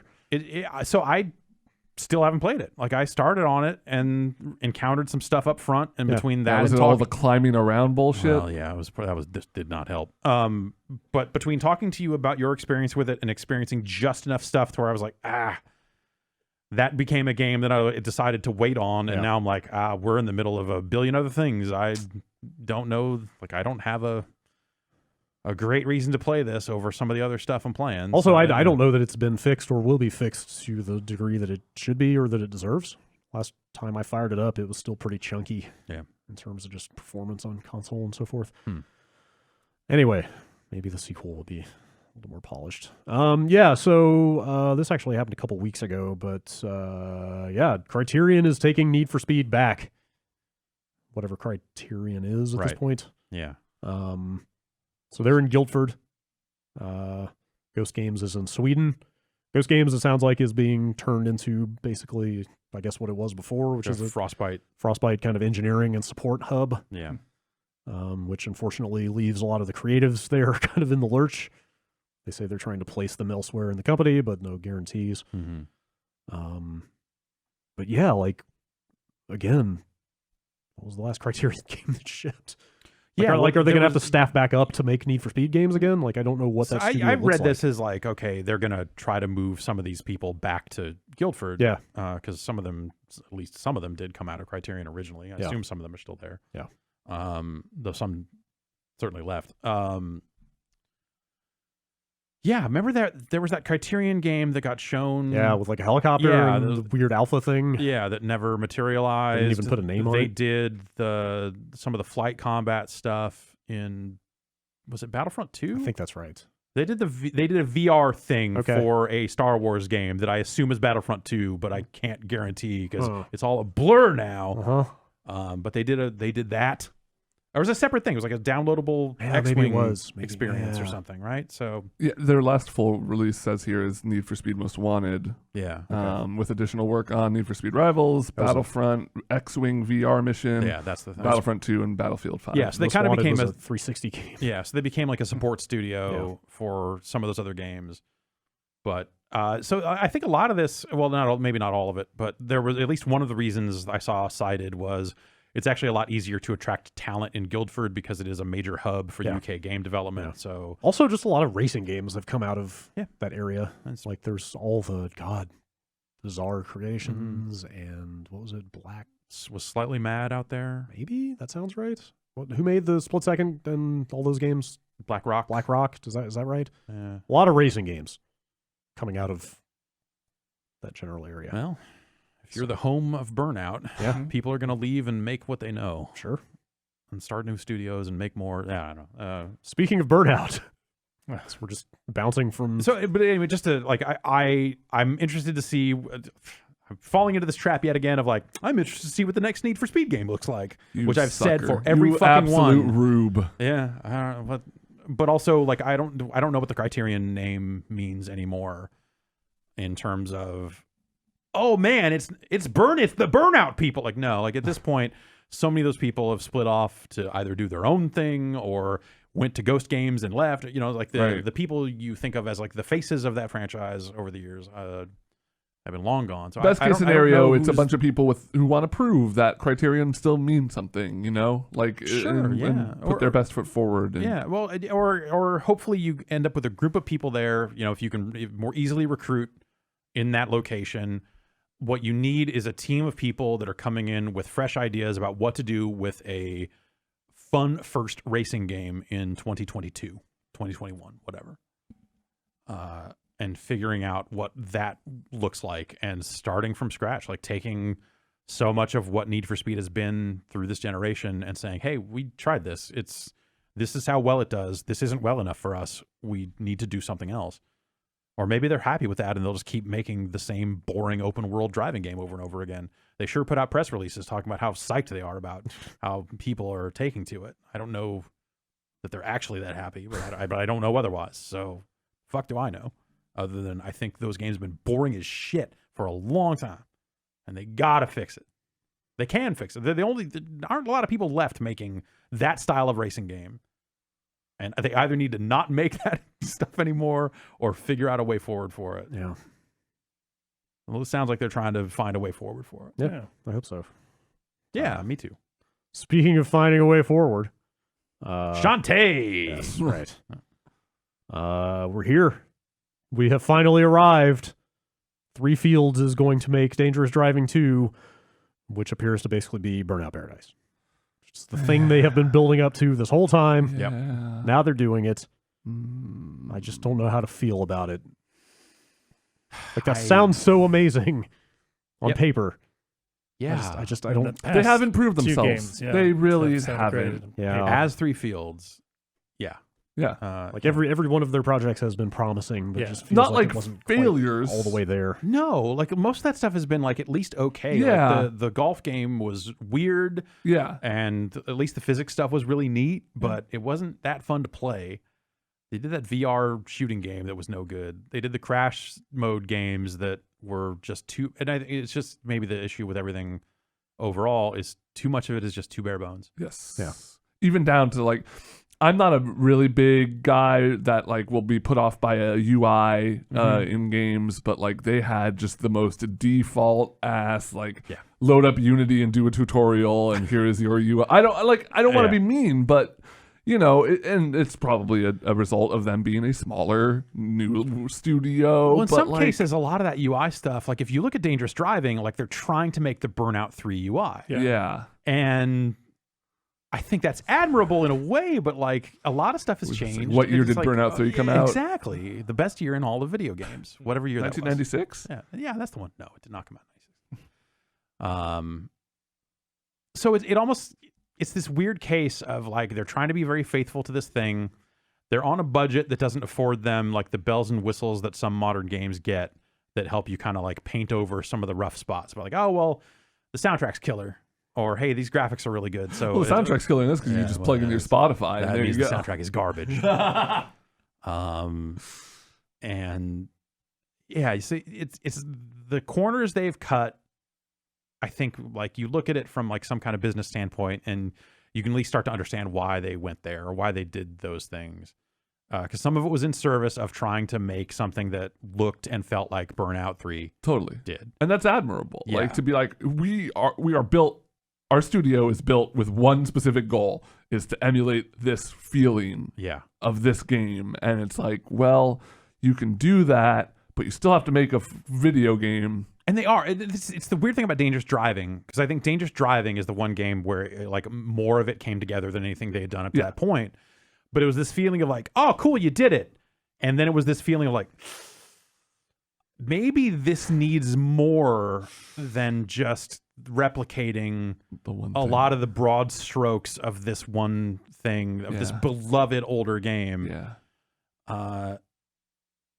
And that was hard. Like for me, playing Dangerous Driving was like this hard hit to the stomach of like, fuck. It's like going back to a restaurant you like, or like a restaurant you loved as a kid. Yeah, and totally. It's like, It was like, oh, they did it. Oh, but that's all they did. Oh shit, it's really fucked up to say that's all they did about you did it. You made a game like Burnout 3, one of the greatest games ever made. right. But that's how it ended up, man. And I think them launching with the multiplayer later ended up killing any chance that game ever had for multiplayer because I forgot that was even a thing. Yeah, It didn't it's launch just with multiplayer. crazy. And the multiplayer in Burnout 3 and Burnout Revenge was great. Yeah. There has not been another game like Burnout Paradise since Need for Speed Most Wanted. And in my mind, in my mind, that would be enough, but I don't know now. Like if that's all they did. Yeah, well, okay, like there's things about the world of Burnout Paradise that are so expertly created. In terms of how it's laid out as an open world driving game and how they handle the turns and how they handle like so many things they just nail. Fun shortcuts, fun ways to get up on top of the train tracks and hit these billboards and like the puzzle game element of that stuff. The cooperative multiplayer is like this unsung thing that I think people forget about Burnout Paradise that like no one's really done. But also, I think if you did it and did it really well, it's still a hard sell today because it's so weird. It's like, hey, we made this driving game, but it's like, yeah, you can race each other, but that's really not... Like, the cool thing is, can you all do... donuts at the same time. This many donuts at the same time, Yeah. and can you jump through this fucking big loop? You know, can you hit these? Can you do this many loops? Can you do this long of a drift as an 8-player crew? Right. And also, is it okay if we take a picture of your face every time you get traffic checked? Right. And that's such a weird sell that I think even if they nail that, like conveying that to people in a wide sense, but whatever. I mean, they're still out there making games. Like you might have thought that after some of these games came out and how they were received or not received, that they would be done. But they sure seem to be able to make the next game. Yeah. But also, they're saying this is out this year, right? Yes. Sometimes it seems like they're able to make the next game, but sometimes it almost feels like they're like, we got to crank this out immediately. Yeah. This one didn't hit as well, so move on to the next thing. Yeah. And so maybe some of them are coming out too fast. Like would they do better with more time? I don't know. Yeah. I don't know enough about game development to answer that question. Yeah. Or how their game development. Yeah. Exactly. Or finances or whatever. But God damn it. Yeah. It's great that they keep trying. And I want some of these people who worked on Burnout Paradise to make another one of those. Yeah. But how you actually like modernize that stuff. Because you think, man, fuck. The stuff Burnout Paradise did in late 07, early 08, it was very early 08 that game came out. And you think about where games are today in terms of social experiences, live games and the updates that those get, and all that other stuff. If you really had the budget to take some of those ideas and blow them out, you could have seasons built around drifting. You could do all sorts of stuff. Like, hey, we just dropped in 200 more challenges. You could have a battle pass with unique cars and stuff. Season of the Drift. Yeah. Yes. Season of the Drifter and Season of the Drift. Yeah. Just put the Drifter from Destiny in it and have him just talk about drifting. Oh yeah, that would be a pretty good crossover. But not even necessarily for like a monetization reason. I mean, obviously that's a way to build a modern game, but I mean, just in terms of like how games can be social today compared to how they were back then. Yeah, because Burnout Paradise was kind of ahead of its time in that respect back then. And if you could tap into more stuff like that and more community goals and more like larger things, and you know, you could build something that had a more of a chance to have that to be a little more sticky, to be a little more viral or something. You know, it's like, hey, this you could get to a point where you're working in something that almost resembles Nobi Nobi Boy, where you're like, okay, we need this many million yards of community drift goals and all that. But that only works at scale. We've built a machine that can only be powered by drift. Yes. That will cure cancer and end world hunger. Exactly. But you have to drift. You have to drift. DJ Atomic is just on the radio. Not enough drifting. So like that kind of gets into another like an overlapping issue I have with their previous games, which is they're just kind of lifeless. Yeah. And like Burnout Paradise to me is a game that was really stupid and knew it. Yeah. You know, like DJ Atomica is a fucking goober. But but it's like fun and divisive also. But it's fun because it's, you know, it's dumb. They know it's dumb. Yeah. You know what I mean? Like the soundtrack was goofy. Yeah. You know what I mean? Like there's Yes. a certain like personality or like pizzazz to Burnout Paradise. The thing about Burnout Paradise is the soundtrack isn't actually goofy. It's just that it has that Avril Lavigne song on it. Yeah.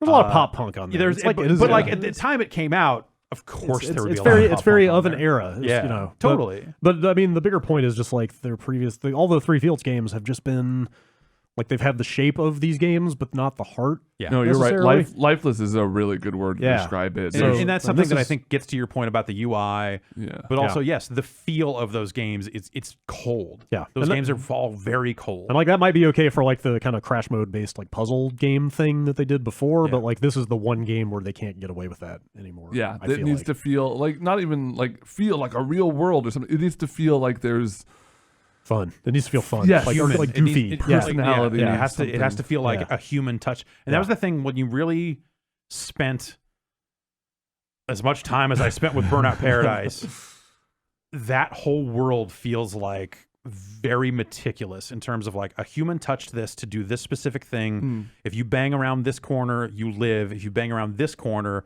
no, this is where you need skill, because otherwise there's this little lip here that's going to kill you every time, because we want you to be better at the game out here. Like you start to pick up on that sort of stuff. You start to like know that open world. It starts to feel like a city. Yeah. Like, honestly, and not just a series of blocks that are placed to make sure that you have enough events. Totally. It's like, we need to get out to the wind farm. Okay, I know exactly how to get there. Yeah. Still. Do you think they would keep that similar style of like, here are the 8 or whatever end points? And there's something like weirdly iconic about that like I think helps make the world feel lived in, but it also... it led to a lot of the races feeling like very similar. Like the last third of every race is identical, because you're just going out to the wind farm. Once you hit that highway, and you know it's like you're just going to the stadium. You're just going here. Like, you know where those finish lines are, and so there's only so many ways to get there, and so a lot of the races start to feel similar. So I'd probably say no, I guess. But there certainly was value. Like, you know, I could still tell you about some of those places and how to get there. So like that worked in a sense, but I don't think it necessarily made for a better video game. No, we'll find out soon. I wonder if those will come out for the new consoles, or maybe they'll just be backwards compatible. I don't know. Who knows? Yeah. I I would think that a studio of that size, again, knowing nothing about their financials, I would assume they would go where the install base is, and maybe they make their way to the next console. Yeah, that makes sense. Nintendo did a direct for Animal Crossing last week. Any Animal Crossing fans? I love Animal Crossing. Yeah. Also, did not have time to watch this. I want to love Animal Crossing. I've tried to. I was mayor of my own real home last week, handling skunks, baby business, and skunks. Yeah, and skunks. You're prepared then. It's kind of a lot of just like nuts and bolts sort of info. We'll just kind of go down this list here. You can choose your island layout ahead of time now, instead of having to just like start a new town until you get an island that you're happy with. I guess it sounds like you can also. There was some stuff on 3DS that I want to say it Yeah, I assume it would be this element of like, is this your town? Yeah. And you go like, no, that's not the one. Yeah. They may have been working in think this direction yeah. for a while. You can pick your hemisphere, which will obviously determine like when seasons happen and stuff like that. Oh, okay. Yeah. You'll be able to, when people move into your town, you'll be able to dictate where they build their houses now. You're going to be able to earn Nook miles by completing tasks. Like fishing and catching it's, bugs. It's instead of a train, it's an airport. I guess you that's fly to the sure, island. yes. So Yeah. So there will be like tasks or achievements you can complete and earn miles for Nook. will my miles expire? They do not roll. Tom, do you look at Tom Nook and think this guy wants me to roll over? That this guy's going to allow my miles I think to roll that over? dude definitely wants me to roll over. Yes, your miles, no. Yeah. There's going to be a section in the Nintendo phone app called NookLink. Okay. It's gonna let you import designs from, let's see, New Leaf and cool. Happy Home Designer. Okay. Yeah, so if you had That's like great. clothing designs and Yeah, stuff like that. yes. Yeah. I guess there'll be some communication type stuff built into NookLink as well. That's kind of the big stuff. There's going to be some kind of terraforming stuff built into or available on your island, but I'm not super clear how that's going to work. Really make it your own. Like the screenshot almost seems a little Minecrafty of like you're kind of busting up a block of dirt. Mm-hmm. You're going to potentially be able to reshape the landscape somewhat. Well, the game's got crafting now. Yes. What do you craft? Definitely taking some cues. There are A I table? don't. Well, it's like you pick up materials that they call like DIY, and so you're working. Okay. You're doing it yourself. You're building your own shit. So just like Mm. all the stuff in Home Depot. Yeah, I would assume. Get a toilet in 3 pieces. Yeah. Okay. All right. It sounds like the Pocket Camp stuff. Yeah. Like the Pocket Camp Yeah. game had a lot of crafting and waiting. I wonder if they're just pulling from that also. Man. That's kind of the big stuff. There will be protections for keeping random players from messing up your How many people your can town. visit your stuff? It looks like 8. Okay. I thought I Uh, saw something about like you only need 1 cart and like local people, like up to 4 I people. don't know about that. This says online. Yeah, but I think you're right. I think there is some element of Yeah. local multiplayer. I think it's like up to 4 people can yeah. share like one. Screen. You're right, or something like that.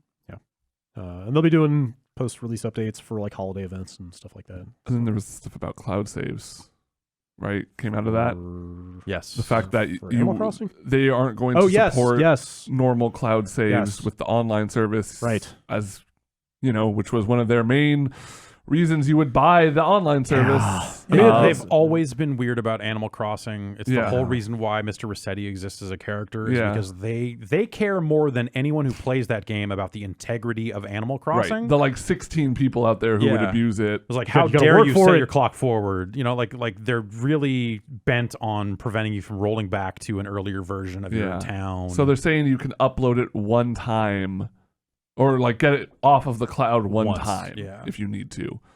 And that coupled with the only 1 island per console thing where like that's just enough to make me really not want to play this. It's frustrating. It's but annoying.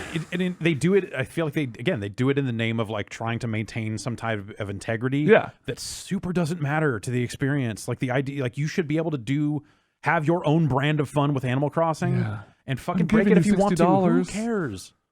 Yes. It's not like they're out there making a mint on microtransactions with these things, but they've always had that element of, hey man, fucking save your game. Don't fucking not save your game. You set your clock back. Hey, what kind of funny business are you fucking You're pulling going here, to jail. dick? Yeah.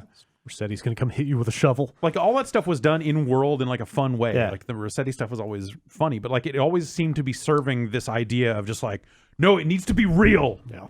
It needs to be real. Animal Crossing And- is serious business. and it just seems so at odds with the way people actually just want to enjoy Animal Crossing. Like I just, what's lost if you let people do that shit? Yeah.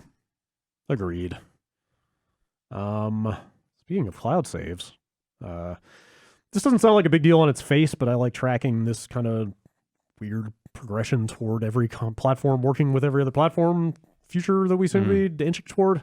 The Witcher 3 on Switch now allows you to import your saves from PC. Cool. Okay. I think that's And- great. And not only that, I didn't try it myself, but if I'm reading this right, it straight up just supports Steam Cloud. You log in with your Steam Yeah, stuff. it sounds like you. It sounds like you straight up log into your Steam account on the Switch, if I'm understanding this correctly, and then it just populates all your cloud saves that were already there. I guess it works with GOG as well. I've That's got great. like 50 Witcher 3 Wow. saves. And if I'm understanding this correctly, they go back and forth, so you can then move Switch saves back over to PC. That's cool. Yeah, I've seen 2 or 3 people on BART playing Witcher on their Switch. I think that there aren't any numbers out for this for how it's sold, right? I don't think specifically for the Switch. I think this game is going to be like have a really long tail. Oh yeah, of yeah. like just like it's going to be like one of those go-to. Oh, you want a long RPG on the Switch? Here you go. I got you. And now with this, it's like. And you've I already started finished Witcher. Skyrim 20 times. Right. Like, here's another one. Like, oh yeah, I remember I played Witcher when that came out. I played like 20 hours and just dropped off, and it's bam, there you go. It also, it's almost like a better alternative to just docking the Switch. Like, now I can play it on a platform powerful enough to play The Witcher. Yeah, the way I want to see it, and still have the portability when I need it. That's nice. This last update made some like graphical updates as well. Oh, for the Switch version? And performance and Oh, such. cool. So it wasn't Cool. just Okay. the cloud save. That's good. That's cool. Yeah. This just reminded me, I hadn't pulled this in the news, but I just looked it up to make sure that CD Projekt apparently has a valuation of about $8 billion now. Okay. Like their second biggest game company in Europe, right behind Ubisoft now. Pretty much off of that one game. Wow. Yeah. So seems to have done well for them. Yeah. All right. Eli Roth is directing the Borderlands movie. No one else could. The director of Hostel. Yeah. It's my first go-to. I remember how funny Hostel is. And the Death Wish remake is going to make the Borderlands movie. Oh my god. I didn't even realize there was a Borderlands movie. It's being executive produced by Randy Pitchford Oh? of Gearbox Studios. Oh, of course, yes. Oh. Right. Anybody? I just think that tweet speaks for Yes. itself. Yes. I included that in here. Brendan Sinclair, the cool voice of Canada, chimed in after this announcement was made and said, if anyone's worried about the movie capturing the tone of the games, the script was done by the writer of The Hangover 2 and 3, Scary Movie 3 and 4, and Rocket Man, the 1997 Harland Williams one. You can all rest easy. So, Yeah, the 2 worst Hangover movies. Great. 2 scary movie movies. And like the later ones. Yeah, it's like past. Yeah. Yeah, when they had started doing like epic movie at that point, or all the Right. other like because that first scary movie. The first 2 I legitimately like. Yeah, there's Which there's one stuff was to Simon them. Rex in? Dirt Nasty, if you will. 2 or 3. I want to say it's 2. Okay. Yes. Yeah. actually, hang on. Then I'm not interested. Hang on, Brendan Sinclair. I feel like you're kind of burying the lead here a little bit. It's Finally, also someone taking Brendan Sinclair to task. the writer in question is also the guy who wrote and produced Chernobyl on HBO, Oh, which is well, incredibly highly acclaimed. you Yeah. might want to lead with that instead. So I don't know. No, he's making a point about Kind of a wild. Well, I mean, those are The tone those of are humor. Borderlands. Like Chernobyl is much more serious in tone. yeah, quite a pivot from Chernobyl to define Borderlands. humor I can't. in this sense. I can't. If we're talking about Borderlands, I can't. Okay. Do you guys think it would basically just be like the first movie or the first game as a movie? Sure. I And guess. here's I your don't 4 guys. It's the tank. Yeah, do they have And those characters in Siren. this? I'm sure. Yeah. I don't, God, I'm Tank, blanking on Siren, the names now. Roland, Gunther, Roland, Brick. Tiny Tina. Who does Batista play? Is there a Brick. tiny team? Claptrap. Batista plays Claptrap? Is Claptrap in this Okay. movie? He has to be in the movie. Oh yeah. I mean, I Ben guess so. Schwartz is Claptrap in. I was gonna say Kumail. Like that works Yeah, too. Yeah. He's too ripped to play comic relief now, It's a robot. I guess. The idea of Wow. like a fucking whatever. People liked Tales from the Borderlands. Yeah, that's true. Yeah. I guess you can say that there has been some narrative Borderlands thing that people have liked, like separately from people that You're not fucking think that people with bad taste Yeah. in comedy. I mean, guess. the Sonic movie is just wall-to-wall references to pop culture and stuff, so I think that proves that you can totally do a Borderlands movie that is the same thing. Oh, yeah. references to pop culture, not to itself? Yes. Okay. Huh. That was like really- pop culture targeted at people of what age? Yeah, that's the thing. Kind of all over the place, because like one of the first characters they introduce you is like, they say like, he's basically Obi-Wan Kenobi. I feel like that's a reference that's like across the board, though. Yeah, Little that's pretty kids don't know universal. who Obi-Wan is. Dude, Clone Wars is huge with the kids. It's true. Not the Zoomers. I I don't know. don't know. I think it's a little.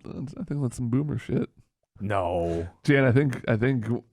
What are you trying to say? I think in like. What are you I think trying in to say to 10 me, years. No, I think in 20. No, in 10 years when we both have children, and we make a joke about Obi-Wan, and they're like, "Who is that?" It's gonna hurt.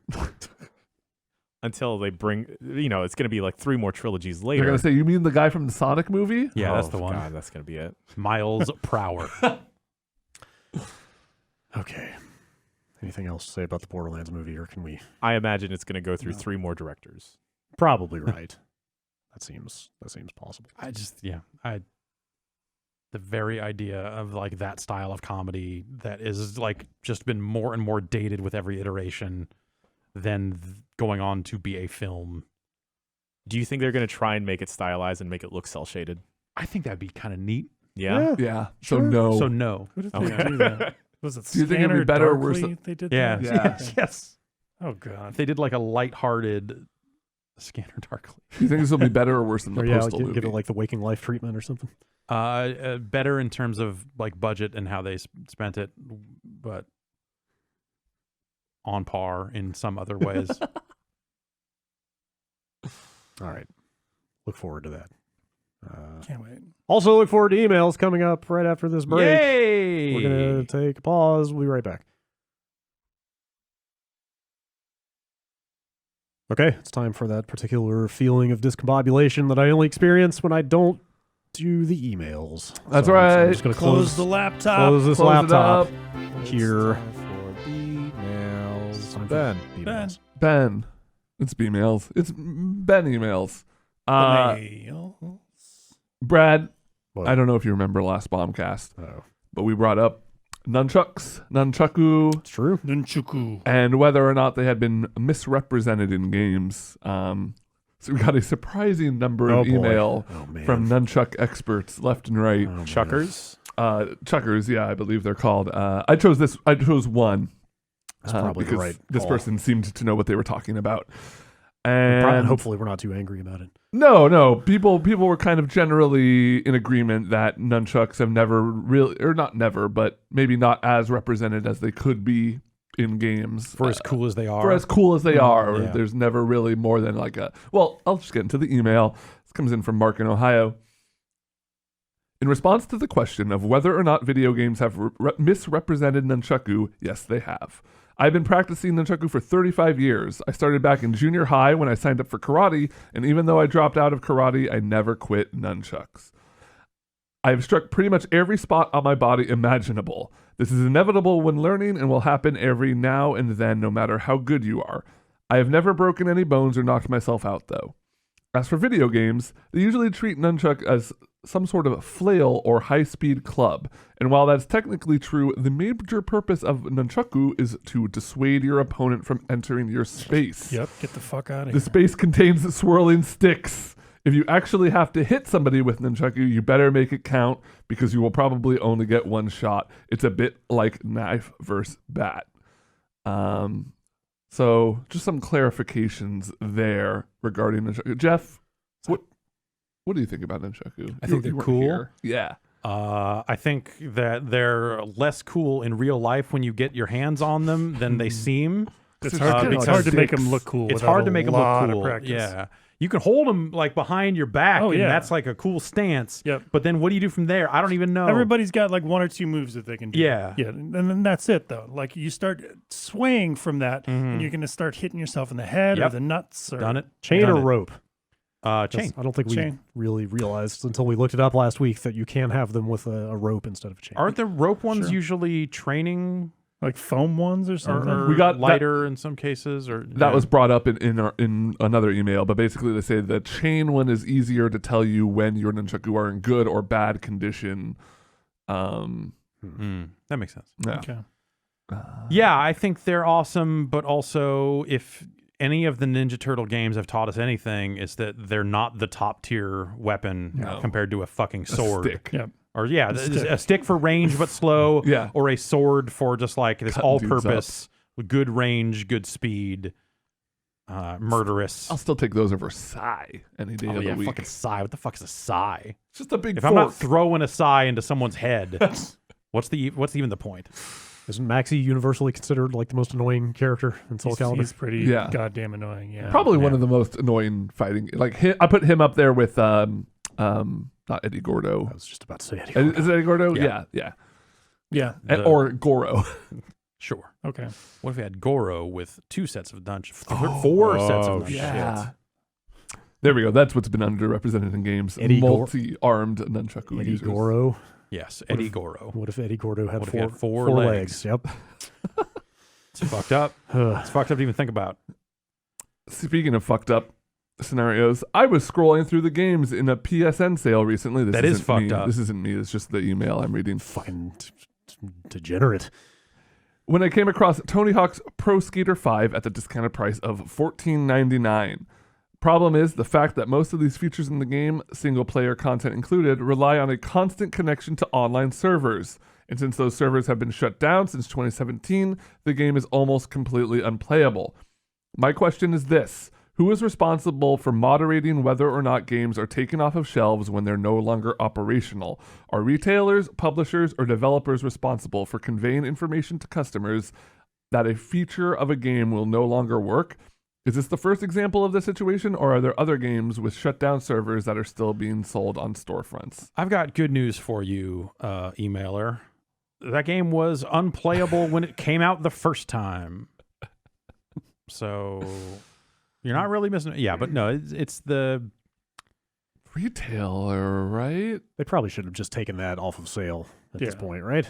Well, I just don't know what I don't- state it's in. yeah, I don't- I I think don't I remember think how you much. can play it as a single player game. I know you can still launch it and do stuff. It's not like completely broken, but like that game was built on connecting you to a multiplayer server and having like live skating with other players on a, as by default. So it just will be somewhat more empty, but I want to say it still will function, but maybe not 100%. There are obviously modes that wouldn't work and challenges and I'm sure leaderboards and stuff. But I think who's responsible for regulating when something goes off sale? I think there really isn't anyone. I think, that like by and large, retailers and all that other stuff, they've been mostly good about pulling a game from shelves when it is 100% unplayable. Though there probably was some lag time when Auto Assault shut down. Okay. There was probably a window where you could still find a copy of Auto Assault on a store shelf. At a Walmart somewhere. Yeah, exactly. Where they're not going to know to pull it or whatever. But they would give a refund. One would assume. But in this case, where there is still some functionality, I think the issue is they aren't always great about saying what the current state of a game is in terms of like what's functional, what can you still do in this, and so on. I feel like in this case that's on Activision, right? Yeah, Probably. yes, but like Activision isn't necessarily incentivized to get out there and say this game sucks even more now. So it's probably something where you would want a platform holder to step in and say, hey, we've added a functionality that when your game's servers are no longer online, you've got a paragraph of text you can write here that will appear on the store page that lists the current state of it, and we expect you to update it, or something to that effect. But then that requires them to be... I feel like I've seen some stuff like that on some Steam store pages. Yeah, Am I dreaming that up? No, Okay. absolutely. You see some bars up at the top Yeah. that'll say like, hey, this doesn't do this anymore, or doesn't Yeah. run on Windows 10, which is like a crazy thing to be selling these days. Like, hey, you can buy this game. It doesn't fucking run in Windows 10. All right, well, I guess you told me, but... And Steam, has a refund system that is going to catch situations like that where the consoles do not. So, yeah, it's... that should be better. There should be a better way to convey that information to someone potentially purchasing a game years after its release. Is that something you think like the ESA could get involved with and kind of help come up with a standard? Like, I mean, anyone could help come up with a standard. It's just a matter of like, Sure. is it something that Implementation, all these companies are going to like agree to do? do you want us to not make more money? Sorry? Like, yeah, that's, Excuse I me? mean, that's like kind of the dark corner of this is like, like that's never going to come out. That's never going to like make a game look better.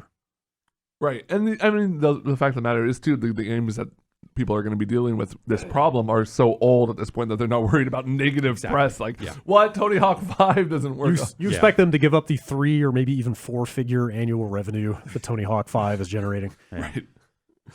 I think it's crazier that it's like being included as part of a sale anyway. Yeah. Like just It's kind of strange. They attached a screenshot, and sure enough, there it was. There's some Tony Hawk documentary about to come out. mhm. I can't remember the About the name of games. it. Yeah. Right.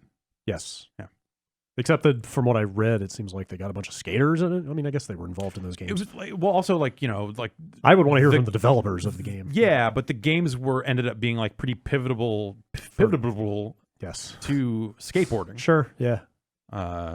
So there are definitely people who were influenced by that. Yeah, Like, that's I fair. want to say there were like tricks that came out like when they started doing the double kickflip in the game. It wasn't necessarily something people were doing, but then they started doing it. I could be wrong about it, but I know there were cases of like tricks that seemed like they would not be possible by actual human feet. They were like, no, fuck it, we can do that. And we're looking at that. We know how to, you know, and then like, Life imitates art. yeah, pretty much. So. All right, we got another email here. Hey, Bomb Stars. Have you guys seen Ring Fit Adventure anywhere? I wanted to pick it up after your glowing recommendation, but I haven't been able to track down a reasonably priced copy of the game in weeks. Have y'all come across it? What could be causing the shortage? I don't go out in public anymore, so I'm not sure I rarely do. Yeah. where to buy I've got goods one and services. hiding under a pillow, Yeah. unopened. There you go. Well, Jeff, I have good news for you. So What's that? I did a little bit of research about this, and sure enough, I came across this article on Game Rant. It seems like there was already sort of a global shortage of the game. Like it was selling way better than Nintendo thought it was going to be. But then it picked up a huge amount of steam, specifically people reselling it to people in China. Yeah. Because of people who are quarantined from coronavirus who can't leave their house and are instead buying Ring Fit as So they a have sort something of to do. something to do. Yes, like get moving. There's instances of people buying it for over $250 a pop. All right. There's tons of them for sale there. You can like there's a graph of just this huge spike, and it got me thinking like, has there ever been a game like that? The PSO keyboard. Totally. They'd mark that up like a ton. Yeah. Couldn't get it anywhere. Like there were No, like the broadband adapter actually was yeah, weren't some of the early really hard to Guitar get a hold Heroes of. like pretty tough to find for a while? Like when Yeah, it first certainly. blew up. There's definitely been cases of like, hey, this thing was underproduced and now demand has skyrocketed, even though it's technically still a current and new Yeah. item. Like, yeah, that happens Pretty here often. and there. But yeah, I feel like it's usually peripherals and weird ones, like the Samba de Amigo maracas. Sure. When those first came out in Japan, I got gouged for those fucking things. Like I remember calling up the place I was buying it from, the import shop, and saying like, "Hey, I'm trying What the- because they were trying to cut my order down to 1 instead of 2, and I was like, "What the fuck good is 1? I need to." And like the guy, like I was perfectly nice about it. I remember the guy being a total prick, but like, "Well, I could fucking get $400 for these things." So fuck, you know, like basically, like because I had pre-ordered when the prices were still stable. Mm-hmm. It seemed like they were just like, "Oh, well, we're gonna fuck over our pre-order people." Who was this? I'm gonna name and shame. I don't think they exist anymore, and Okay. I don't actually remember exactly which shop it was. It was a case where normally I was ordering from NCS. I was just about to like as and an NCS has always been good to me. As an aside, does NCS still exist? I Yeah, I think so, yeah. thought about that in like that website hasn't necessarily been updated in a Sure. long time. It's weird. It's weird. But yeah, they're still out there somewhere. Cool. I think. Another thing we talked about last week was monster trucks, and specifically Monster Jam. We got another kind of point of clarification here, followed up by a fun game. Hey guys, this comes in from James. I was just listening to the latest Bombcast, and I was pleasantly surprised to hear some discussion about Monster Jam. I'm an avid fan of the monster truck industry and wanted to point a couple things out. I was kind of irate after going to a Monster Jam show that there was no car crushing involved. Yeah. And so the emailer here says, Monster Jam put out an announcement last year regarding the removal of crush cars at their shows and chalked this up to increasing the safety of both competitors and fans. Other discussions online regarding this and other issues come up is the increased cost of acquiring the junk vehicles from salvage yards, as well as the quality of vehicles available for use. In the 80s and 90s, junkyards had a bountiful supply of old, sturdy cars that could be used, but newer model cars just can't last for even an entire event. Mm-hmm. Dirt just holds up and keeps the competition level across the entire field. And then the emailer also went on to say that they did, in fact, release a good monster truck game, but it's Beam NG, and you just have to download the monster truck mod for it. All right. Okay. Safety of fans? Yeah, because you Like, got parts cars, you got literally parts flying off literally cars. flying into the I stands? suppose. Holy Yeah. shit. Yeah. That's the splash zone. You got to Yeah, know you're going to get wet. You might get soaked. But yeah, they don't have enough cars now because that 1-800 Cars for Kids commercial jingle is so fucking good. People are donating their cars there. They need something just as catchy if they want more cars. For monster trucks. Yeah. They need a Cars monster truck for jingle. kills. Yeah. There we go. This is something that is going to continue to impact the demolition derby industry as well. Oh, I'm sure. The availability of old metal cars, Yeah. big gonna say, fucking there's sturdy ass. Probably too much plastic and Yeah. So don't when you know what get when you else. get newer cars out there, because sometimes they'll do it just like as a joke. We'll be like, oh, we're in some fucking 90s sedans. It's 90s sedans night at the fucking fairgrounds. And those things shatter apart into very unsafe pieces that like would probably you'd have tiny bits flying into the crowd a lot more frequently with those types of cars. And yeah, they just fucking fall apart. They don't make them like they used to. It's not to say they're not safe, but like it's different stuff now. And yeah, that was a specific point of contention at the robot place I worked at. We needed to destroy a Prius because it was much easier to smash up and make it look like it got crunched up by a big robot than using like an old muscle car or like an old Chevy or whatever. It's like, oh yeah, I'll just crumple. It's fine. Yeah. Crumple zones. All right. Keeping on the monster truck train. Can I just say something real quick? That I Please. think Crumple Stiltskin would be a pretty good Pretty good monster truck name. That'd be a I pretty like good it. monster Okay, truck I like name. it. Okay, I just want to throw that out there. Thank you. Well, Brad, I'm glad you're thinking of good monster truck names because I have here a quiz. Oh. This is from an emailer who signs off as owner of a Gravedigger shirt in is MN Minneapolis? Yes, Yeah. Minnesota. Minnesota. Owner of a Gravedigger shirt in Minnesota. Here's a quiz inspired by last week's conversation. My wife scored a 5 out of 10. This is Monster Truck or Power Rangers Monster. So Shit. yeah, I know. Jan's the one to beat on this one. Okay. So here we go. There's 10 of them. Number 1, Mighty Minotaur. I can't Monster answer. truck. Yeah, I'm Truck. gonna say truck. Truck. I'm going to say Power Ranger Monster. Power Ranger Monster. It is a Power Ranger Monster. Oh wow. Shell Shock. Power Ranger. Power Ranger. Monster Truck. Truck. Ranger. Oh, I would have figured they would have stayed away from The such pow- a Ninja like, Turtles yeah, affiliated yeah. phrase. Raminator. Truck. Truck. Truck. Truck. Truck. Jaws of Destruction. Truck. Truck. Truck? It sounds like a Power Ranger weapon. It's Power Rangers. Yeah. Oh. All right. Bakugan Dragonoid. Well, Truck. That's definitely. Yeah, a truck. that's my new favorite truck. El Toro Loco Ice.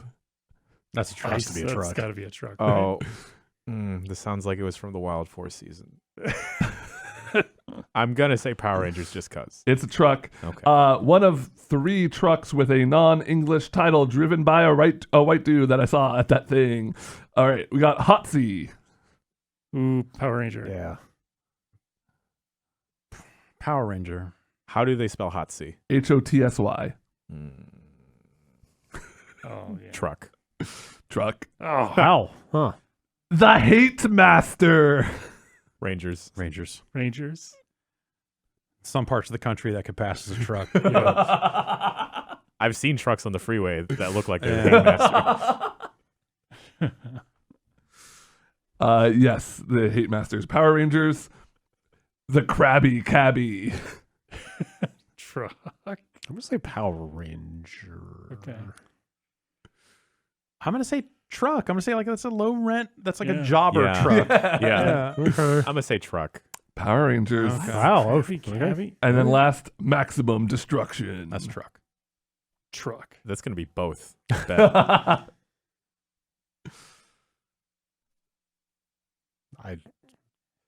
You got a 50-50.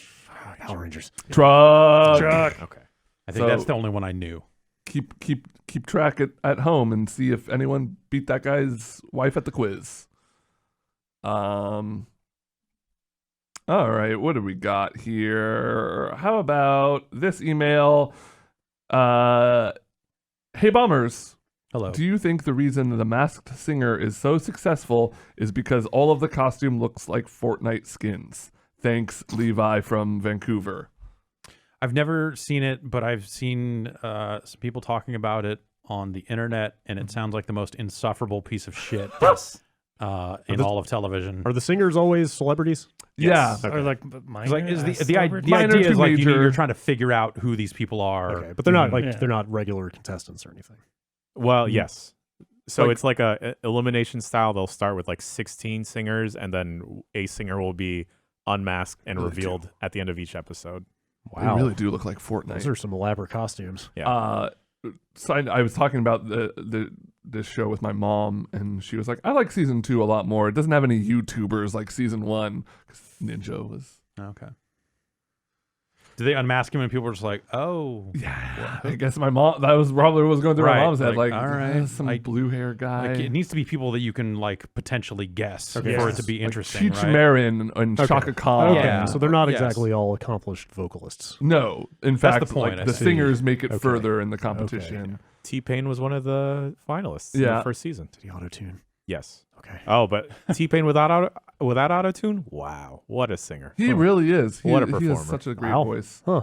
Joey Fatone, I'm going to argue, is the strongest NSYNC member.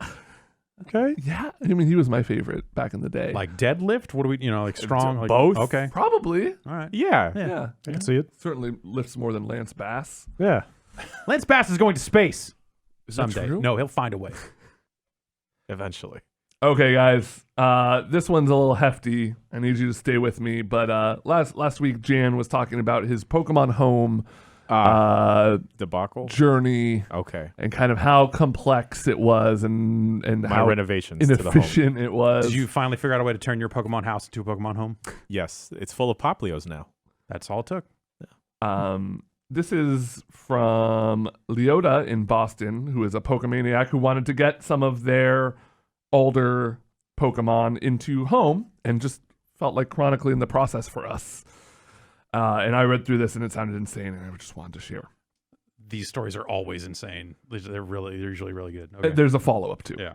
Hey guys, thought it would be fun to share how crazy transferring Pokemon across generations to Pokemon Home can be. To help keep things clear, I've included a diagram made by somebody on Twitter.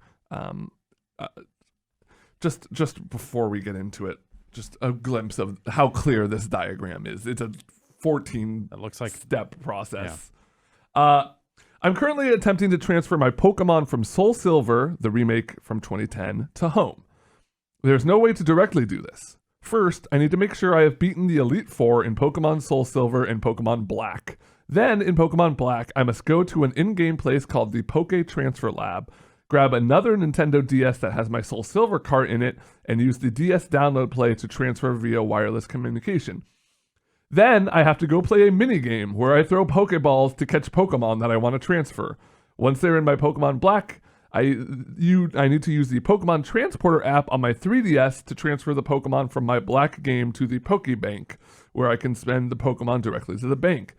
This isn't even as far back as I can go. I still have Swampert from my original Pokemon Ruby game. It's almost 17 years old.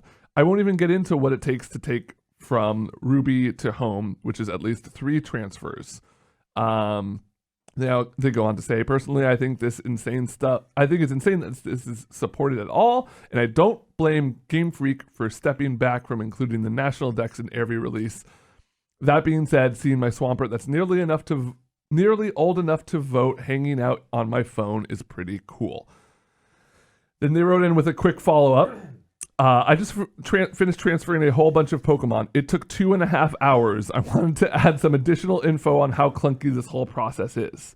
When transferring from Diamond, Pearl, Heart Gold, or Soul Silver to Black, White, or Black and White 2, you can only transfer 6 Pokemon at a time.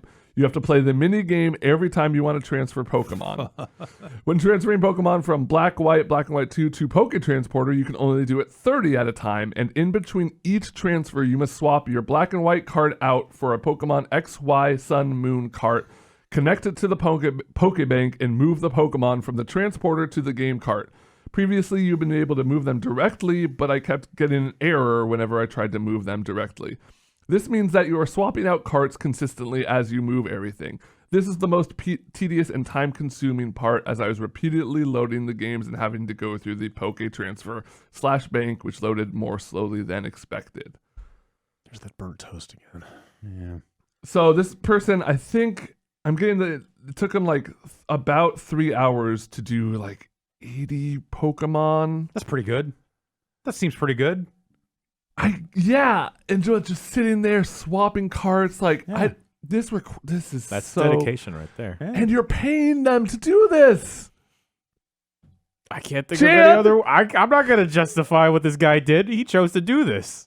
I wonder if there are any under the table methods. Oh, there's for 100% moving under stuff the like this. table. Yeah. Thinking back on all the insane homebrew stuff that has popped up on those platforms over the years. Yeah, that's actually probably a problem popping up in Pokemon Home. Is Really? like you'll do like a wonder trade. You'll trade with someone for like a legendary you're requesting, and it'll come back a version that's not possible. Like there's only a couple methods to get a shiny Mew, and people have been getting a bunch of them, and like they'll find out like, oh, this is a hacked Pokemon. I can't use this anywhere. I recall seeing how you could like run an FTP server on a hacked CS and like dump saves. Yeah. Like log into it from FTP client and dump Whoa. saves off a cart that way. Yeah. So I Yeah, wonder some of what that action replay stuff, like you could even like you could put in a code to the next encounter you see would just link up to whatever Pokedex number you had entered, and you would be automatic shiny. Huh. Wow. Yeah, so you end up with like a bunch of illegal Pokemon. That's weird that they don't filter them out from the Wonder Trades like before you get your hands on them. Yeah, because I assume like everything is like just linking up to whatever like data or like codes or whatever. Or just if they've got some kind of checksum or some kind of like, hey, we know these numbers can only be within these ranges for stats and stuff. So you could probably make a legal Pokemon, but if you're outside these ranges, then they know. Yeah, and some of those ranges are like a Pokemon can only be in a specific type of Pokeball. So it gets even more like very hyper specific from there. Life finds a way. Yeah. All right, we got an email in from Joe from Florida who asks, with the Switch's popularity and the rise of streaming services, do you think we'll ever see a new generation of handhelds such as a portable NVIDIA Shield? Would it make sense for Microsoft and Sony to cut some sort of deal with Nintendo? Love the shows, Joe from Florida. And what got me thinking about this being like maybe a possibility is NVIDIA already has some tech in the Switch, right? The T-Rex. But also the NVIDIA Shield. There was an NVIDIA Shield tablet. They don't make the tablet anymore, do they? No. Yeah. So I've got the last one. yeah, I got the last one. Are they still doing those handhelds with screens built in, or is it just a set-top box? I at think the this Shield is point? now just a set-top box. Right. They've stopped making the tablets. They just make the Shield TV. Okay, well, didn't they have that thing that was like a controller with a screen? Yeah, the NVIDIA Shield Portable. Okay. It looks like just like a little controller gamepad with a flippable Yes, screen. maybe that's defunct as well. Yeah. I'm not 100% This is clear. from 2013. I'm not quite clear what he's asking. If exactly. there would be some sort of NVIDIA Shield console that you could use that service on to like play your Steam games on the go, so to speak. I could see them making another tablet at some point, but like the point of playing those games on the go or hooking up to like their streaming service specifically. Yes.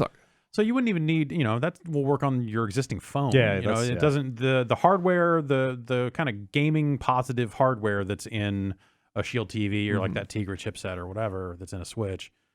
You don't need that to do a streaming thing. Because they're not going to work on like exclusives, right? NVIDIA's not going to come out and like make a bunch of all you need is something with Bluetooth and the ability to stream video at this point. Pretty much. So that's smart TVs. That's like all kinds of just stuff. about everything at this point. Yeah. There is a whole world of like gray market, like kind of Pacific Rim little handheld PCs. Have you seen this stuff? Yeah, I can't always think about it. Yeah. Like, oh, it'd be cool to get one of those. I can't think of any of the weird. brand names. They're all kind of they're no name. Yeah. But it's kind of the same thing as that Shield of like a little screen and controller kind of bolted together. But it's just straight up running Windows. Yes, I want to say they're x86 based, I think. So yeah, you can straight up just run like Windows and Steam on them. But that stuff seems kind of janky. Yeah. Yeah, it's always been like just messed up looking enough to stop me from buying one, but I've definitely come close multiple times. Like, I could run MAME on this. Yes. Yeah. Next email, short and sweet. What's the best idle animation? Thanks, Stephen Austin. Scorpion. I was just about to say Sub-Zero. No, I was going to say Sub-Zero. Fuck that shit. No, he's got his arm. He's got his fist back here in a real like tough looking pose. Mine definitely went straight to Sub-Zero and Scorpion on that one. Yeah. As much as we shit on him, I really like the Sonic toe tap, look at watch. Good. Yeah. Yeah. Jump off At the stage time, in disgust. Yeah. At the time, that seemed incredibly clever to me. Of like, oh, they thought of this. They made him look bored when you're not doing anything. He's looking right at me. Wow. Oh man, I can't think of And then one. Bubsy would tap on the screen eventually, wouldn't he? Yeah, And Bubsy loves to yell break at the you. third wall. Yeah, Bubsy loves a lot of stuff. I'm trying to think about it. Like my go-tos are like beat 'em ups and fighting games. Yeah, fighting games. I'm definitely. Like Guile brushing. Well, no, that's not that's like a wind pose. That is a wind It's like pose. Guile Brushing brushing his hair. Yep. Good combing. Man, but what if you just stopped moving for a while? If he would just start brushing his hair? Yeah, That'd be just great. take out a little mirror. Yeah. I saw, this is totally random, I saw a YouTube video of somebody using machine learning to increase the frame rate of old sprites, like interpolate frames in there. Yeah. So like, weird. they had footage of Mortal Kombat 2 characters running at what looked like 60 frames a second. Yeah. And it looked real good. I mean, it looked fucking weird and bad Right, and wrong, but- but it worked. Yeah. Super weird. Anyway. Man, they should remaster Yeah. all of the old Mortal I know. Kombat games. They should reshoot they- it with the son of Kung Lao. They should. Man. Carson from Northern Virginia writes in with a question. Okay, I'm not trying to say more leakers should have legal action brought down on them, but why don't companies like Activision, etc., do this more often? In light of recent news of them trying to do so to some dude on Reddit leaking Modern Warfare Battle Royale. When XYZ leaks happen from known leakers, why do these companies not pursue them? I'm not trying to be a narc, just curious. Because the minute you do it, you're saying this is all true. Confirming it. Yeah. I hadn't thought of that. Also, by and large, the people leaking in public are not people who have signed NDAs. Like, Right. they got the information second or third hand, like the actual people who are legally culpable. Right. They can't pin it on them, Right. The people at the company that signed agreements or whatever are not the ones out there in public. Yeah, so you wonder, like, if this Warzone stuff ended up leaking from someone who had signed an NDA directly, or is it like someone secondhand, third hand, that, it went through some hands.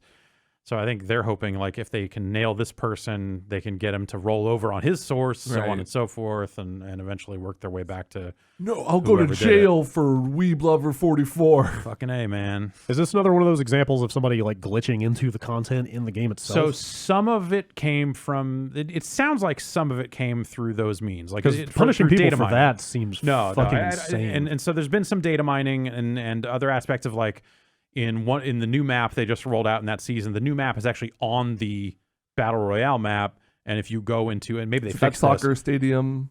Yes. map. Also apparently the co-op map is the fucking, maybe also the Battle Royale map.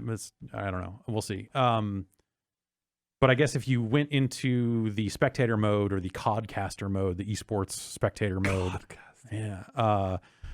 on that new map, you could just pull out and keep pulling out and keep pulling out and keep pulling out, and you're like, oh shit, this is big enough to fucking drop 200 players on. And it sounds like there was some data mining going on to figure out, like, a lot of things like, oh, it seems like you're going to be able to spawn with a weapon, and we think these are the 4 weapons you'll potentially spawn with. They're seeing references to jump masters in there, so that maybe they're taking the stuff from Apex, which is smart. They should. Yeah. And maybe don't use the word jump master though. Maybe not, but that might just be in the code and not a word they would use publicly. If you were going to do a lawsuit from the Apex side, that might be something you would look at and go like, you clearly fucking stole our shit. But that's a very hard case to prove damages on, I guess. So yeah, like a lot of the stuff was data mined, but it seems like there were some elements of it originally that were like, hey, here's a straight up asset that someone leaked that did not come directly from data mining the game. And so I think that's the thing they're trying to root out. It's weird, man. I don't know. Like it's like on some level, it's like to what end? Because the legal action, what they're trying to do with the legal action is scare people. Yeah. Because for it to stick as like a real legal, they have to prove damages. They have to prove that like we lost money. There was actual harm to us and our product as a result of this stuff getting out. And in the case of Warzone, generally speaking, I feel like the leaks have been received pretty positively. So I feel like that makes it one step harder to prove like this hurt our product. It wasn't like people saw this and went like, I'm never playing this game again. I'm not buying it. I'm telling you, you didn't see a ton of that. I'm sure that'll all happen once it actually gets released for some fucking reason. But like having people out there saying like, hey, we think there's going to be solos and duos and trios and quads in Warzone mode. Also, we think it's called Warzone mode. And also we think that there's going to be this and that, like all this sort of stuff. It doesn't seem like it's something that is actually damaging to the game. It's unfortunate. Like, no one wants their fucking shit to leak. Yeah. There was something like, I think Drew McCoy, who just recently left Respawn, was out there when that last stuff with their character leaked and stuff, and just saying like this is never coordinated. We're never doing this as some kind of fucking marketing campaign. It's always a super bummer. Yeah. And I imagine it's a bigger bummer for like the entire Mortal Kombat season of characters gets leaked, and it's like, well, we had like, we had an announcement for Evo planned, we had an announcement for E3 planned, and it's just and then they just truck through it like nothing happened, and you're like, and everyone's just like, oh, here's the show off for the new character. Yeah, so like the only harm you really get is like the hype, right? Yes. The harm that you get in leaks like that specifically, where it's something for sale and all that other stuff, is like, oh, we were trying to build sustained interest around our game with this cadence of announcements. And as a result of it all leaking, those announcements were not as received as well. It becomes a really hard thing to prove. Like, I'm not a lawyer, but when I think about that, that seems like it'd be really hard to prove that this caused... How do you prove monetary damages? Exactly, like real harm to our game. You could try to build that case, but really it just seems like you're trying to harass the people.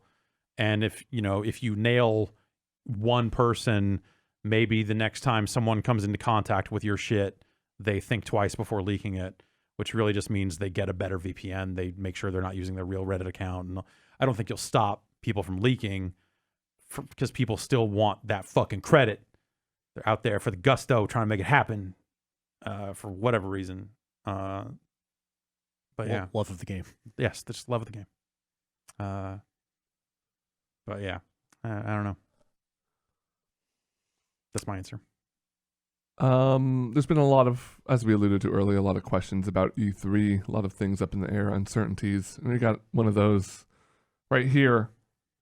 Last year, Tommy Tallarico promised that Intellivision would have an E3 press conference in 2020. We're getting down to it. Think it's going to happen? Eric from St. Louis. Anyone can have a press conference anytime they want. Yeah. And they can have it at the same time as E3 and call it their E3 press conference. They don't need to go to the ESA. They don't need to get a slot. They don't need to do sure. But do you think they're going to do it? Something that they refer to as a press conference will happen. That's what I think. What that is. There's no reason not to. Like, they've been showing games little by little here and there. Yeah. Mike is working on the new Night Stalker. Yeah. Which, is that the only one that's been announced? No, there's a handful of games that have been announced. Okay. Are they all of in that vein of like kind of reminiscent of games from that era? Not all of I mean, there's like Toe Jam and I almost like there's going to be an Earthworm Jim game for that. I don't know if that's just like existing old Earthworm Jim. I assume it is, but like it's not just remakes of Intellivision games. Okay. Didn't Tallarico do the music for Earthworm Jim? Yes. Okay, so there's like business history. There's something there. Weird. Yeah. Weird thing. Yeah. It's kind of fascinating, but I don't know. I don't know what the potential for that thing is. If you want a fun YouTube rabbit hole, I guess it's not just a YouTube rabbit hole, but if you just want a fun rabbit hole, I don't know if this is still ongoing or not, but Roblox was using a sound effect from, I believe it was Earthworm Jim, that Tommy Tallarico created and had like some form of documentation that he made the sound effects for that game and all this other stuff. And he's made some YouTube videos or posted some videos to Twitter of him very unhappy about the Roblox noise. It's the oof noise when you die in Roblox. Oh, yeah. Like, that has become a relatively iconic Roblox noise. Okay. Yeah. That suddenly Roblox was like, hey, good news, we're changing all the audio and now you can use whatever you want. Weird. And it turned out it was because, like, Yeah. maybe they didn't make that noise and maybe they didn't make any of their noises. I Good don't job. know. But Is that thing big? Roblox? Yeah. Oh, yeah. Okay. Yeah, Roblox has got a size to it for sure. Okay. But It's like Legos on your I didn't computer. see, I didn't see a ton of talk about it, but like and I don't know if it's still happening because at some point I had to look away because it was just like too much of a mess. It was just every time I watched any videos from any side of any part of it, whether it was like Roblox fans or statements from Roblox or the videos Tommy Tallarico was putting up, just the whole thing was just like, oh God, I'm uncomfortable seeing any of this because it's all just some part of it makes me very sad. It's like TikTok. A little bit. Well, here's some. I don't like to use the word cringe, but like the whole thing, every aspect of it, every video I saw was just like, ugh, oof, On February 17th, Tommy Tallarico said on Twitter, just registered for the E3 Expo. So cool to see the Intellivision Amico on the list of products you are interested in seeing at E3. I know which box I checked. With Sony not attending and Microsoft showing off-site, the Amico may be the only new console that folks will be able to play at E3. That's not true at all. That's with the way Microsoft shows their stuff. Yeah. You still need an E3 badge to get in there. Like it's still part of E3. Just because it's not in the convention center doesn't fucking matter. But okay, sure, that's fine. Whatever. I think the Night Stalker footage, the multiplayer stuff looked fascinating in a like old school Bomberman sort of way. Yeah. And the animation in Night Stalker was always so fucking cool. So, yeah, I don't know. I think the Amico seems like a cool idea. Yeah, it's kind of neat. It's got some ideas anyway. But oof. Which video game has the best punching? Punching has existed in video games almost always, but which video game has the most visceral and satisfying punches? This comes in from Jones in Minneapolis. Visceral. I like the punch in not Double Dragon, River City Ransom, because it's so visceral that the guy pukes when you punch him. Ooh, that's pretty good. I'd say Final Fight. I was Something about the way the guys double over when you get them. I was gonna say reaction. Guy in particular. Yeah. Yeah. I like. His I punching. like his like backhand. Yeah. Backhand, kind of the back his fist elbow sort of looking thing. Yep. move. It's Mhm. not bad. I like the Haymaker in Def Jam Fight for New York. Okay. It's a hefty one. Okay, sure. Danny Trejo puts a lot of weight into it. Xenoclash is pretty Yeah, satisfying. Sure. Some good punches in that thing. For They sure. they get some credit because they're one of the only first person punching games that Mm. feels all right. Super Spy. It's got some. It's got some All right it's got punching. some all right punching. I feel like the connections don't Yeah, feel good. sure. That's- But they really go flying. yeah, yeah. There's Then a would punch- you oh, nominate the Falcon Punch? Oh yeah. As far as like special moves go, that's definitely one of the best punches I think you got out there. Instead of more, it feels like more of a lunge. That feels like more like you stuck out your fist and then ran into someone with it out, He right? leans back Does and he? then goes Okay, forward. okay. All right. I was gonna say WrestleMania 2K. There's you can hold down the punch button, and sometimes every once in a while, you hit the guy so hard that he just like looks at his hand and it's covered in blood. And his face is all. He's got the crimson mask. Oh, it's fucking cool. How about that Mortal Kombat uppercut? Oh, it's pretty good. Yeah. Not bad. If you shoot your arm out as a rocket, does that still count as a punch? It's called a rocket punch. Okay. All Yeah. right. I will say I always felt like the traditional Mortal Kombat like flurry of punches as you just hammer on the button. Mhm. Pretty weak. Yeah, Does a lot of damage. Pretty ineffectual, I guess. If you can catch them in it. it's got its uses, but yeah, Yeah. it never. It always seemed like the a weird- connections never looked right. It always seemed like a weird video game move to Yep. me. Another topic from last week's Bombcast that we were getting some clarification on were those video interviews, like kind of answering questions into a video prompt. as a facial first round recognition interview stuff or rather whatever. rather than seeing somebody on site.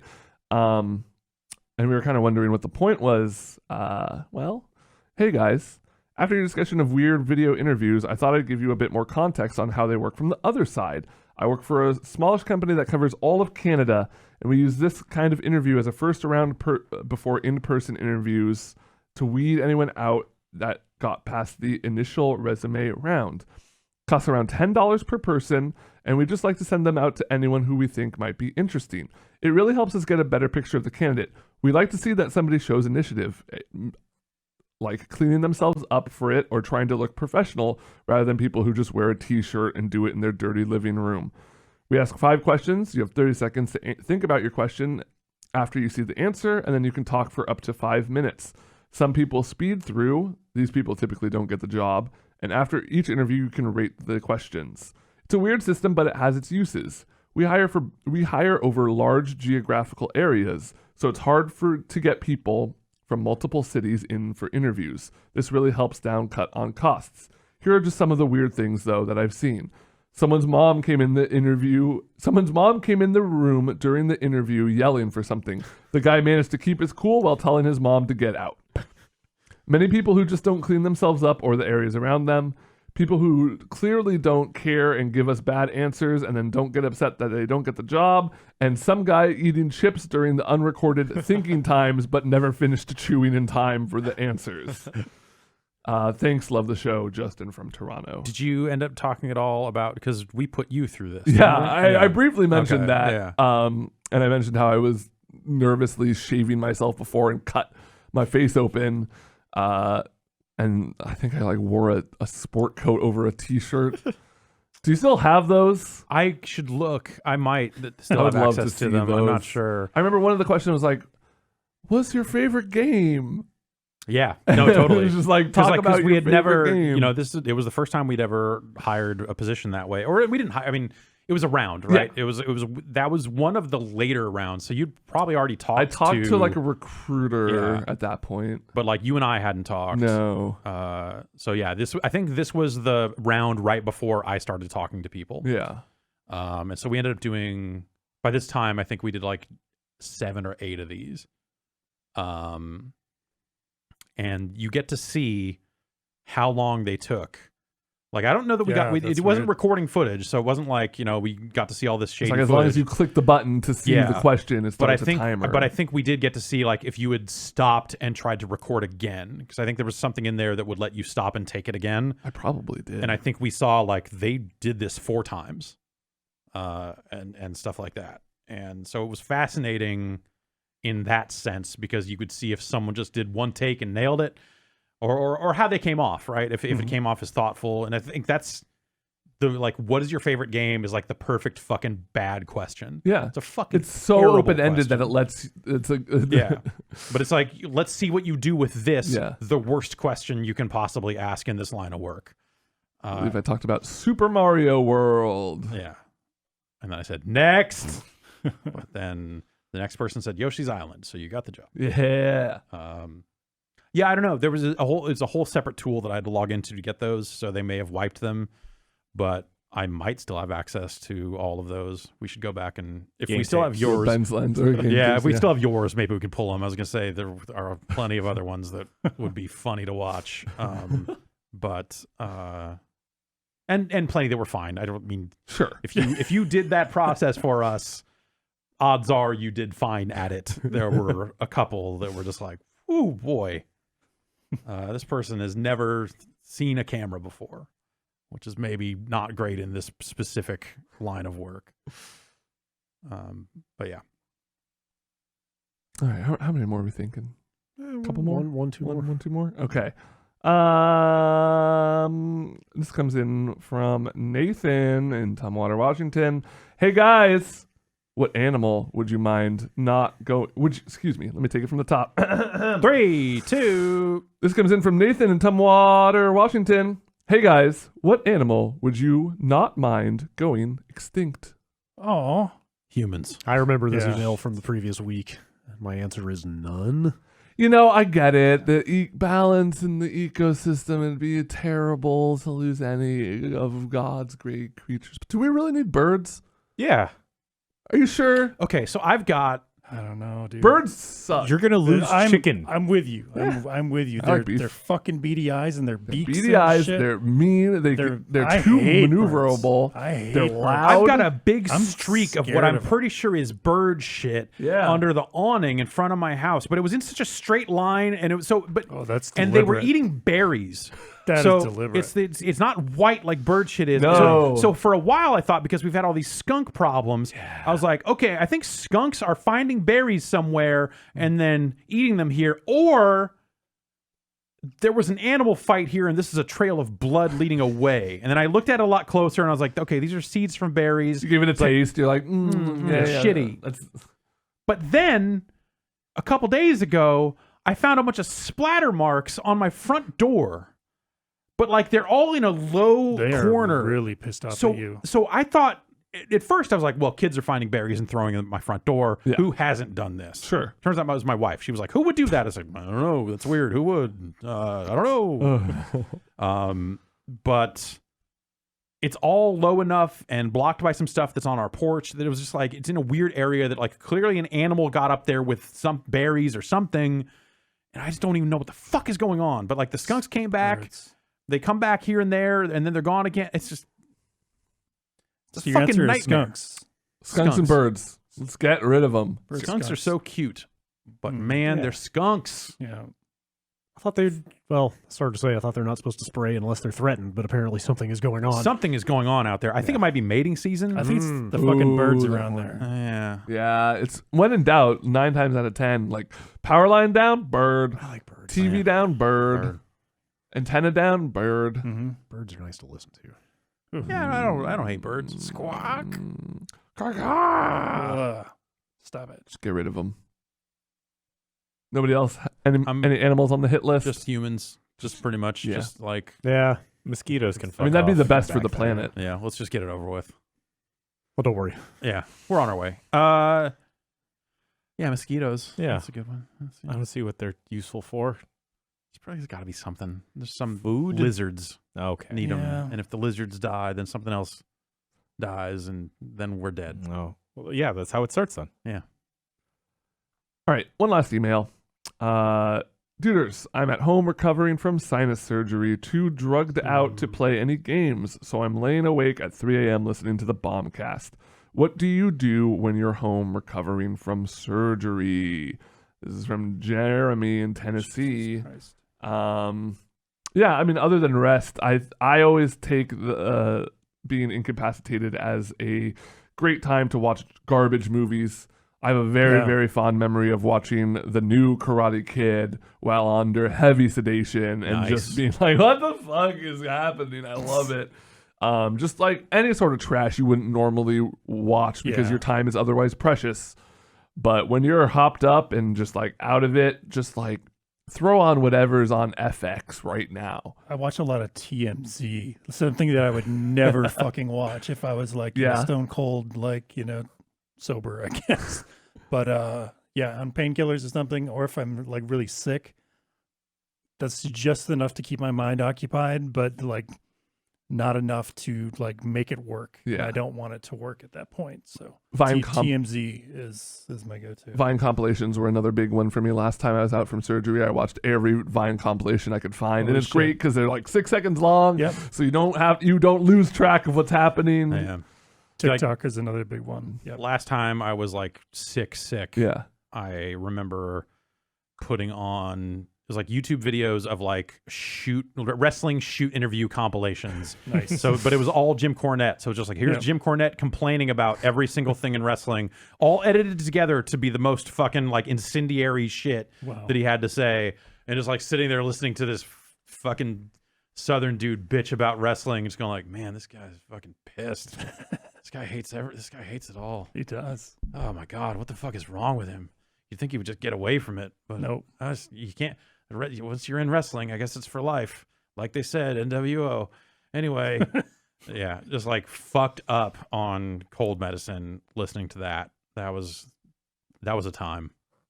I think one time I got really sick and I wound up falling onto the History Channel, and they were doing a documentary about the Antichrist, and they were talking about that. And then I was so hopped up on like flu medicine and stuff, I started thinking like, what if I'm the Antichrist? I knew that's where this was going. That's fantastic. I'm still not convinced I'm not. So Yeah. Well, time will tell. yeah, we'll see. Yeah. Oh shit, I have to take back over, huh? Hey, hello, Hey, hi. yeah, I closed my laptop. Handoff. That's it for emails. Bombcast@giantbomb.com. Hey, great job. Yeah, thanks. That's it for the show, I guess. Yeah. Yeah. Got an after show coming up after this. Yeah. Yeah. We're going to talk about insert topic here. Oh, yeah. We got give us a tease. Yeah. I'll talk about what it's like to have a baby with hip dysplasia. Oh, cool. Probably, All right, because that's my life. Fun and educational. Yeah. So stay tuned for that. Yeah, we'll have some stuff going on this week. We've got those video previews, like I mentioned. Mm-hmm. Be getting back into the dregs of the Mario world later on. Not the Mario World. Yes. The Mario Land. The Mario. No, not the Mario Land. Mario. Maybe not even the Mushroom Kingdom. No, like the galaxy of Mario games. Right? No, that's Nope. a different thing. Shit. Yeah. So it'd be a cornucopia of No, the corn's from. That's different. shit. All right. Let's just end this podcast. Great. See you guys next week. Something. Bye. Great.